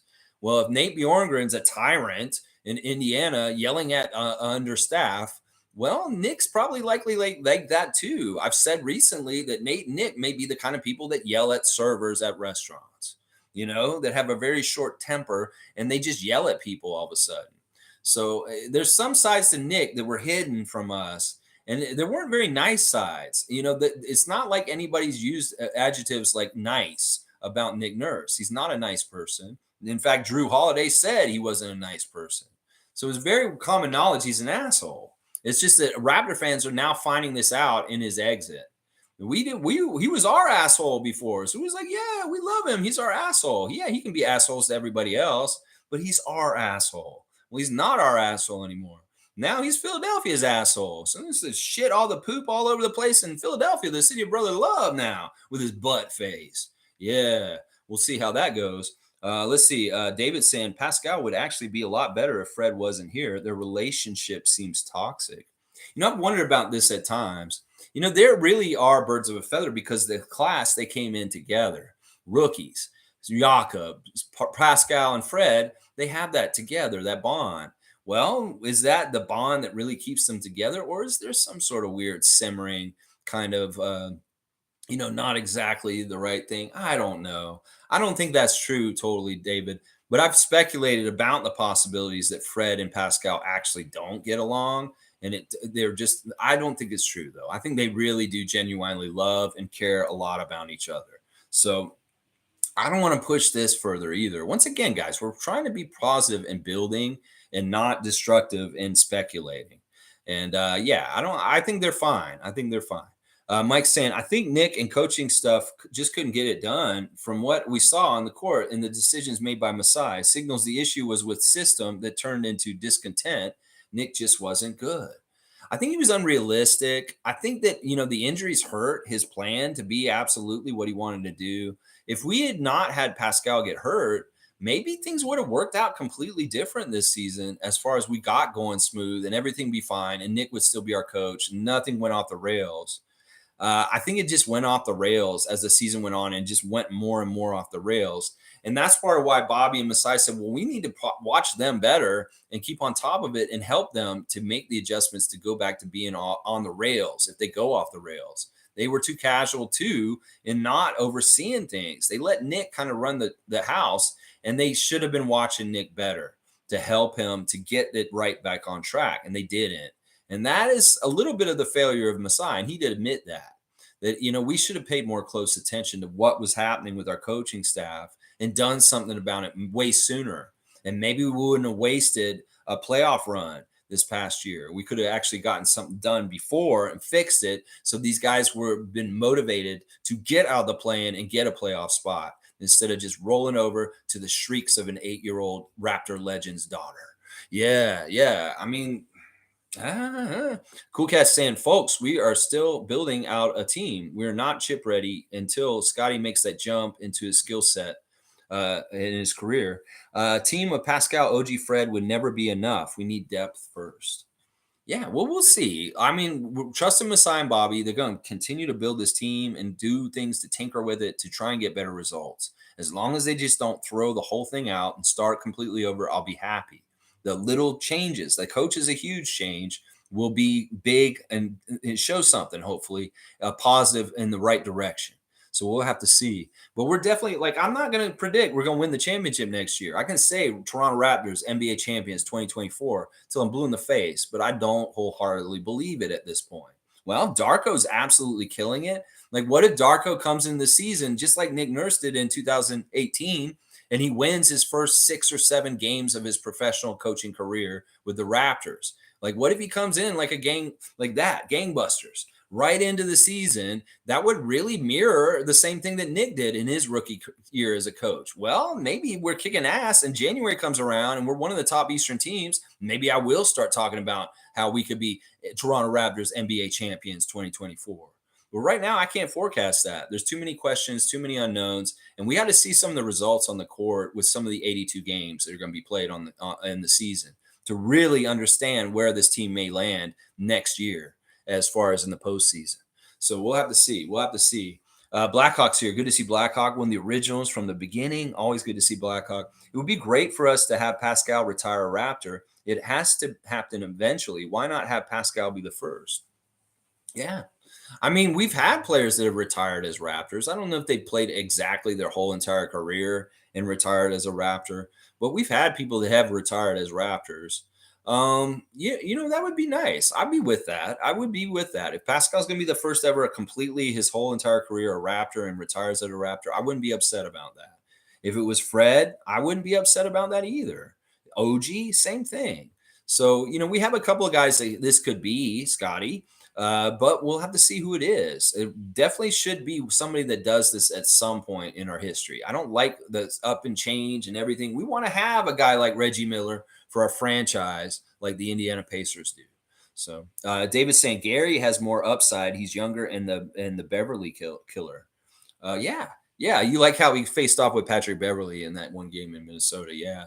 I will agree with this. Gary does have more upside. He is younger and he has a skill set that maybe we need more than we need Fred's. In some ways, we could get a replacement for Fred, and there may be some things we miss from him, but there will be some things that may be better than Fred, as far as maybe there's some speed or something on point of attack defense, different things like that. That could be it'll be different than Fred. And it's not saying Fred's not a good defender, but there are different point guards that give different looks in this league that may be helpful in a certain kind of look with our roster build than Fred. And a lot of people are saying this, that they don't know if Fred actually fits with our system and our other players, like as far as Scotty and Pascal. So we'll have to see. Name is saying obviously keep Gary, obviously. So you're gonna pick. It's easy for you. When I put the poll up after the stream, you're gonna pick Gary. You'd rather have Gary on this team than Fred. I get it. David's saying you cannot get double taxed. Income tax is only paid in one country. That's what I thought. I thought that was a myth. Seriously, I thought the whole double tax thing was a myth. And now David is saying you can't. I don't know David's expertise in this field, but I'm going to believe David. Mike's saying Nick just wasn't good this year. No crazy conspiracy. He and the coaching staff didn't have the answers to make this roster win. People try and just fail sometimes. I think it's being made more at the moment with Nick Nurse. I can't believe this, Mike, because listen, I've paid really close attention to Nick Nurse for 5 years, and I've seen a decline in his coaching over the 5 years. He was fantastic the first year. Nobody knew he was, and he caught them all by surprise. The second year had an amazing record, and we were set up to do really good stuff until the pandemic happened. Now, the third year, I can give him a lot of credit in Tampa for holding it together and doing a good job, considering all of the different things he had to deal with, being the team in Florida and stuff.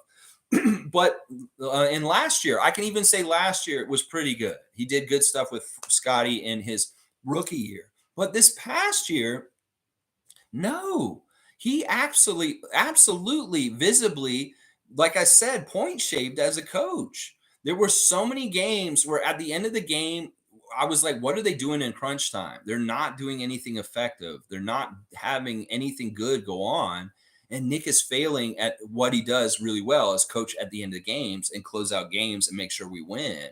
There were way too many close games this year that we lost, where we just kind of rolled over and let the other team beat us. And that's not a characteristic of a Nick Nurse coach team. That's why I specifically think he was not trying as hard as he usually does, because these players, he just didn't get it out of them. So I don't know, Mike. We can have different opinions on this. And once again, we're still kind of in this place where you're going to defend Nick and I'm not. And that's fine. And I'm glad that you do that. But I really do think he did some of this stuff on purpose. It wasn't just ineptitude and him doing a poor job. I think that it was very this is actually a compliment to him. That it's like he could have won these games, but he decided not to because he wanted an exit out of Toronto. Seriously, there's at least 5 games this year that we should have won that were very, very close. That an old Raptors team that he coached would have beat that team, but he didn't. That didn't happen. And I'm not going to just say, oh, it's the way the ball bounced or anything like that. No, there were a lot of things that led up to him losing close games like that in a way that the Raptors would never do that. You can all these Raptor fans that watch the season. How many games did it look like we were going to win and we crumbled and just fell apart right at the end of the game, inexplicably, not the way that we used to? That's what I'm telling you, Mike. Those are the telltale signs the coach was shaving points or just like not trying as hard as he should have in certain ways. Cool Cat saying taxes are prorated between the U.S. and Canada. Our NBA athletes end up paying less tax compared to NBA players in California. Ooh, that's a good fun fact. So you go to the Lakers, you're going to pay more taxes because of California taxes. Okay, good stuff. Like I said, this is not something I like talking about. And if y'all have more expertise in this field, it may be something that you do yourself in your own profession. Well, then y'all will know way more about this stuff than me. Once again, Blackhawk saying, "Relax, people. The players' taxes are based upon their home state. The players have tax havens and exceptions they can tap into." There we go. So it is a myth. The whole idea that the taxes are overtaxed here in Canada. In fact, in some ways, it could be actually a very good situation for certain players in certain ways. All right, Fiercey, thanks for this. The scissors cutting things off. Shirkan saying 30 people watching right now. Smash the like button for the algorithm. Thank you, Shirkan. I appreciate that. Monique saying, Fiercey, we're going go longer now. Well, not too much. I like her cutting off the time. Seriously, I do. I mean, that is an hour and a half in. I was telling y'all to cut it off at 10:30, but y'all are cutting me off at 10:57. That's a half hour later. That's fine. We can do a little bit longer streams. There's more to talk about. But I do like how y'all were cutting me off at an hour recently. It really does help. Let's see. David saying like and subscribe and sub. I appreciate that, David. That's a nice endorsement. Mike saying 11 is a good cut, though. Yeah, 11. I like 10:30 though. Still, if y'all want to talk and get your comment in, make sure you get here by 10:30. Yeah, I think that's reasonable. You get an hour to come in and make a comment. And if it's after that, then unless it's like just a little bit afterwards, like we're doing right now, it's not a big deal. But I would like y'all to cut me off at 10:30 for comments instead of 11, if y'all don't mind. And it looks like David's doing the Nene or something like that. I don't know what that is. Let's see. Yeah, Nameless got the chat warning. Leslie's saying at Nameless, Nick Nurse might have been a stand towards Rico. More views and coaching all the superstars. Listen. There's something here, Leslie. Seriously. All right. First of all, Rico is not a Nick person. First of all, they don't really know each other. The only connection they had with each other was Earl. And in some ways, Earl having Rico with him made him more powerful on this coaching staff. It's almost like they had Earl and Rico, and then there's Nick and Nate. And that may have been the tag team matchup that was like, now, I think what Leslie's saying could be true. Rico was really put on blast and really getting a lot of publicity with the Raptors last summer. Now, Nick said something really weird at the beginning of the season. He said, if you don't have good energy around my team, I'm going to fire you off my coaching staff. He said that, and I was like, that's a little out of place. That's a little non sequitur. Just all of a sudden, you're saying you're going to fire a coach if they have bad energy around your team? Like, he made a big deal out of that in training camp last year. And what was the new coach around? Well, Rico Hines. So maybe Nick did have a problem with Rico Hines on the down low in some ways, and Leslie may be on to something. Could be true. Iceman like Gervin saying at Nameless, Jamal McGlure is a basketball development consultant and a community ambassador for the Toronto Raptors. He is not an assistant coach. Yeah, he technically never was really an assistant coach. You could maybe say he's a practice coach because of what he does with the big men. But in a lot of ways, most of the stuff he's doing is in the community. Like he's showing up to charity events. He's grand marshaling the Caravana parade because he does that anyway. He's a community dude for Toronto. And his linkages and his association with the Raptors is not bad. And it really doesn't, maybe the trash talking from the bench could be cut out with the little cup. But otherwise, he has a really seriously positive impact for the Raptors and the community in Toronto. So he's untouchable. I think he's just one of these guys, just like Wayne Embry. They say you can be here as long as you want. We're not going to get rid of you. We could change coaches, we could change general managers, we could change all kinds of stuff, but you are just here because you're here. And Jamal's that kind of guy. Name was saying, well, maybe he should act more like an ambassador and less like a coach. I mean, listen, I'm with you on cutting out the trash talk. We don't need to fuel the fire of the other team by talking trash from the bench, especially if it's like we don't have any place to talk trash from. In some ways, we can't cash those checks right now, Jamal McGlure. So you don't need to put any more pressure on us by talking too much trash from the back of our bench. So hopefully maybe he'll be quiet this season. Maybe it's something where he's got to talk to Darko, and Darko's how he runs things. He's like, we don't talk trash from our bench, Jamal. I'm sorry. That's just how a rule I have as a head coach. It could be like that. We don't know how it's going to work. But yeah, he's going to be a part of our franchise. Trust me. He will be somewhere, some place. Maybe not on the bench, but you will see him in the community at some community centers, maybe hanging out with all the kids as a representative of the Raptors. Let's see. Smooth saying, I think Chris Paul would be ideal in a 1 or 2 year gap to the next guard. He's a pass first guy, fits with Darko. Like I think I'm really okay with Chris Paul coming and being. If we do a sign and trade with Phoenix, that may be who comes here. I don't know what's going on with Chris Paul though. They waived him. Now they're saying they may be trying to re-sign him to cheaper in Phoenix, or some people are saying they don't want him in Phoenix at all. It's unclear what's happening with Chris Paul. And other teams are lining up wanting to get him too. Like Celtics Nation wants to get Chris Paul all of a sudden. Spurs want to get Chris Paul all of a sudden. There's a lot of people that are interested in getting Chris Paul. So we'll have to see what happens with Chris Paul. I would not be upset if he was going to be on the Raptors in a Raptor jersey next season. I would not. And you're right. It's like a 1 or 2 like stopgap in between. Like if we move on from Fred, we get Chris this year, then maybe we got the next guy stepping into the point guard shoes in 2 or 3 years. Scotty Barnes, maybe, or a Delano Banton or a Jeff Doughton Jr. or something like that. Who knows? We'll have to see. Cool Cat saying, I'm back from my meeting. Good to see we're still going. I'm a little behind. This is crazy. Y'all leave and come back, and I'm still going. That's what I'm saying. We need the cutoff at 10:30, y'all. I know y'all let me go till 11, and it's okay because I don't have as busy a day today. But there are some things I need to get going and get to very soon. So we'll finish it up soon. Iceman saying Chris Paul gets blown by on defense more than Fred, not to mention that he has been very injury prone. I'd rather have Flynn show what he can do with a coach supporting him. Seattle area Hoopers got game. Yeah. Okay. So Iceman Gervin's not for getting Chris Paul in a Raptors jersey. He says if we think that Fred's slow, we'll wait until you see Chris Paul on the court. He's real slow himself. Yeah, all right. I can see this knock, and I get what you're saying. He has been injury prone. That's for sure too. All right, all right. And in some ways, you know what? I think it's just really that we may need that vet presence, that kind of game manager, just in case, around if we do lose Fred. Because in some ways, we lose Fred, we lose Kyle. That's the other thing we got to talk about if Fred leaves this summer, we lose Kyle because Kyle's understudy was Fred. And Malachi has not learned everything and became the understudy for Fred properly already yet. So, it's just tough. It's so dangerous to move Fred or lose Fred this summer. In fact, that may be a big factor in whether we're good or not next season, honestly. If we don't get somebody to replace him in the right way, that may be why we're not good next year, is because we don't have a good point guard leader next season. And that's very worrisome for me, seriously.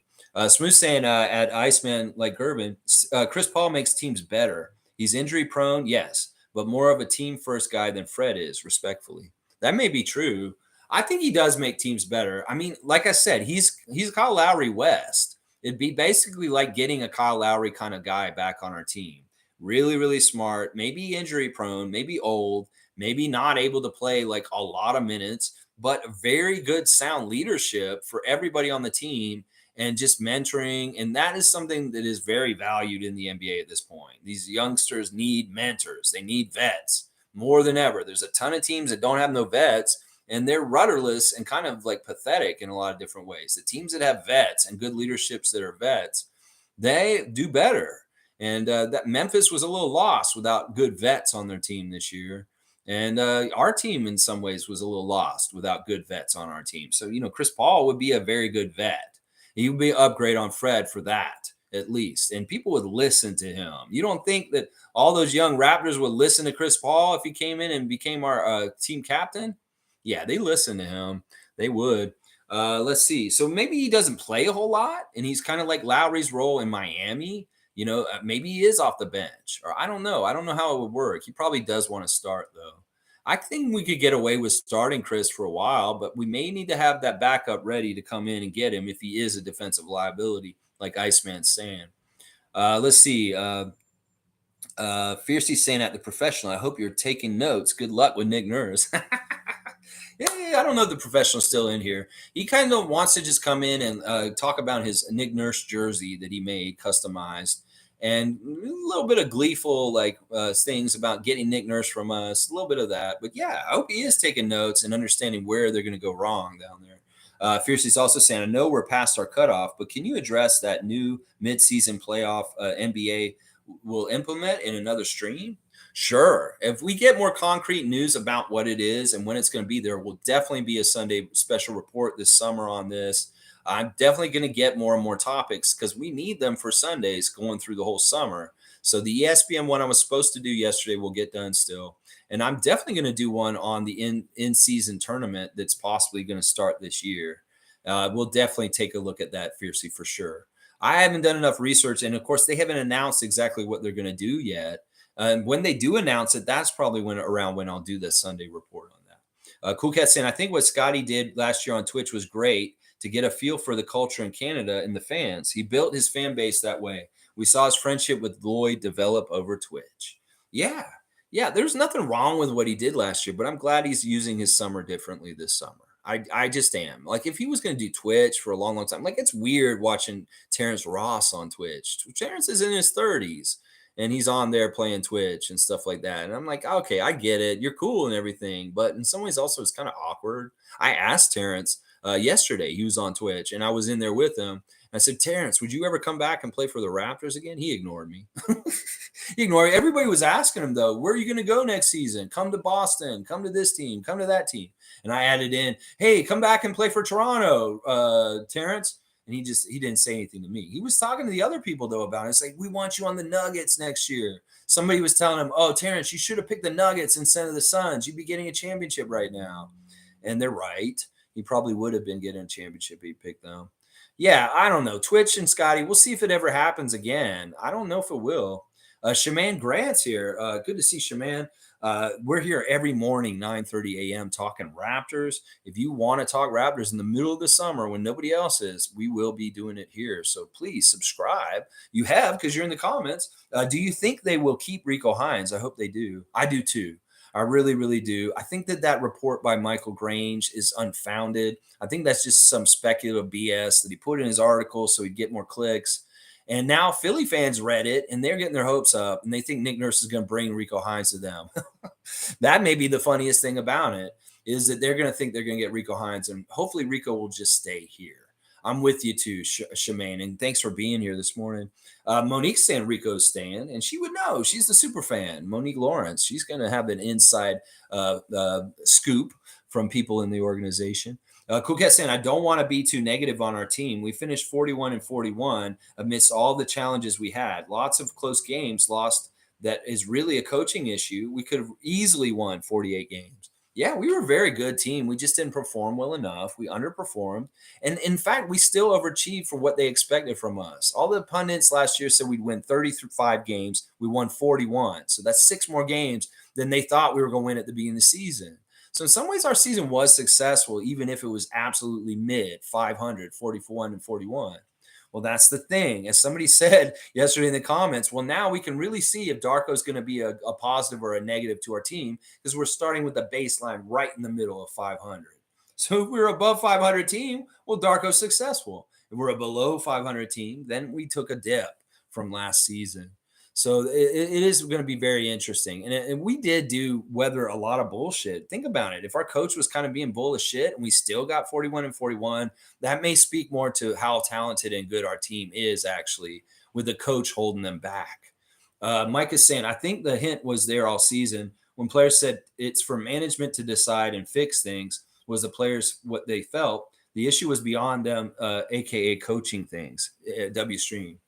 Yeah, they realized at some point it's just not working what Nick wants them to do, and it's a fail. And that's part of the reason why they were half-hearted about it. I don't know. We can't speculate exactly what the specific thing that broke this team this year was exactly. We can say it's Nate Bjorngren, probably. We can say it's this. We don't know, and we may never know, Mike. And that's just what we have to accept. But yeah, the clues were with what the players were saying. We're just trying to stay together. We're just trying to stay together. The players were trying to stay together. Well, the coaches weren't. The coaches were not. Iceman, like Gervin saying that Raptors superfan Monique, the greatest, is Earl Watson coming back? I wonder. I don't know. I think right now officially he's not, but I'd love to see a great birthday present for Earl Watson where he gets invited to come back and be an assistant coach under Darko still. If Rico's still here, I mean, that makes sense. They're best friends. And maybe Earl and Rico need to be the ones who stay here. And Nick, the toxic guys, can go to Philly. Monique saying, keep up the great work, Lex. W Stream, Lexathons rule. No word as of now on Earl. There's your answer, Iceman, from Monique. And Logical saying the COVID issues probably burnt him out and strained the relationships. In another world, there's no COVID, and I think he's still ultra driven. I will admit he looked drained at the end of the season. He looked frustrated, depressed, glassy-eyed, red-faced, butt-faced, every kind of like stress. I was worried about Nick. I was actually worried about something happening in his personal life. I was being more humanitarian at the time, but at this point, it doesn't seem like that's what the issue was. And if it was, and I feel bad if it was, it still is. I feel bad, but there's nothing that's told us that. And it's just the fuckery is what it looks like at this point. Shirkan saying, yes, 10:30 is a nice cutoff. I try to stay away from spamming as well. Anywhere between 2 to 4 comments is good enough for a good conversation starter. Lex can always go longer if there's time at the end. Yeah, I appreciate you guys considering my time. I do really appreciate that. Some of these streams, when we go 5 hours, that's crazy. In this playoffs, that's understandable. When we have a lot to talk about, but it's the off season. There's only little news here and there. And at some point, we need to kind of tighten up the times. It's just more attractive for me to grow subscribers. If I have a stream that's not 2 hours and 40 minutes, it's more like an hour and 15 minutes. That's a way better stream time. So yeah, let's see. Travis Garnett is saying happy birthday to Earl Watson on his birthday, 44, and happy birthday to my grandmother, 101. My grandmother's 101 today, y'all. Mike saying, I meant 11 was good for just today. The Darko hire has people talking. My bad. No, it's all good. It's all good. If it's 10:30 or 11 on certain days, that's fine. I'd like it to be 10:30, though, more regularly. Fun guy saying, oh, shit, you're on. I just got home and I'm catching a bit. Cool. Fun guy getting home in the 905 out in Mississauga side of town. Hope you have a good day. And on that note, let's wrap it up. I'll just real quick do a recap. It was Earl Watson's happy 44th birthday to Earl Watson. Whatever happens to you this summer, man, we wish you the best. I hope you are on the Raptors sideline next year, but we know that may not be likely. Jake Weinbach is saying that Fred is expected to decline his $22.8 million player option and leave the Raptors in free agency this summer. I don't know. We'll see. I'll believe it when I see it, Jake from State Farm. The referees for tonight, for Game 5 of Denver and Miami, Mark Davis is the crew chief. He just barely slightly favors Denver. It's very even. David Guthrie and Josh Tiven are the other two refs. They favor Denver. So all signs are pointing to that the referees are not going to get in the way of the Denver Nuggets winning their first ever NBA championship tonight. So you put some money on that. WNBA week number 4 in our season is starting up tonight. I will be facing off with David Saborin this week. We are the top 2 teams in the league, and we're going head to head this week, David. So you better bring your game. You're going to try and beat the Raptor Streak Tri-Tops in our WNBA Fantasy League. We've also got MK, who's undefeated, also playing Tom Duke this week. Cool Cat is up against Monique. We got Bradley versus Gerald, and Fiercey will be playing up against Race Mode Daily, a.k.a. Edmund. So get your lineup set up for this week, and let's go. Who's going to win that Nick Nurse tarnished Raptor whistle from the Coach's Open House that I won last year? I'm trying to win it myself. You try and take it from me, David Saborin. That's right. It's on this week. WNBA Fantasy League. We're playing. That's right. Yeah. Travis saying, happy birthday to your grandmother. Yeah, 101. She's a World War II refugee, y'all. She escaped the Russians and the USSR to come to Canada. And that's how my name is Alexiats. It's because I'm Estonian. And we escaped the USSR and putting us in communism in that country over there. We came to Canada. And that's how I became the Raptors freak. Yeah, because of my great 101-year-old grandmother. I love you, Von Ima. And I love her so much. I can't wait to see her this weekend at her birthday party. All right, y'all, please share with your friends. Tell other positive, good Raptors fans that need an outlet to talk about the Raptors about this channel. And they can find a family here just like you guys did too. And please like, comment, and whatever. Like, what's the other thing? It's like, comment, share. I think that's it. I don't know. Anyways, y'all, let's go Raptors. Darko, get your coaches, and we'll be talking about it here tomorrow. Raptor Freak Tuesday trivia, the final game of the season 2. So come in and answer some questions about some Raptor related subject tomorrow at 9:30 a.m. We play trivia on Tuesdays. So please come in and join us, and maybe you'll learn some stuff about the Raptors that you didn't know, or a Raptor player or something like that. All right, y'all. Thanks once again. Have a great rainy Monday, and just get out there and touch grass, even if it's wet. And just have a great day. Share the love, as Scotty would say. Share the love and touch grass and just do right. All right, y'all. Let's go Darko and the Raptors, baby.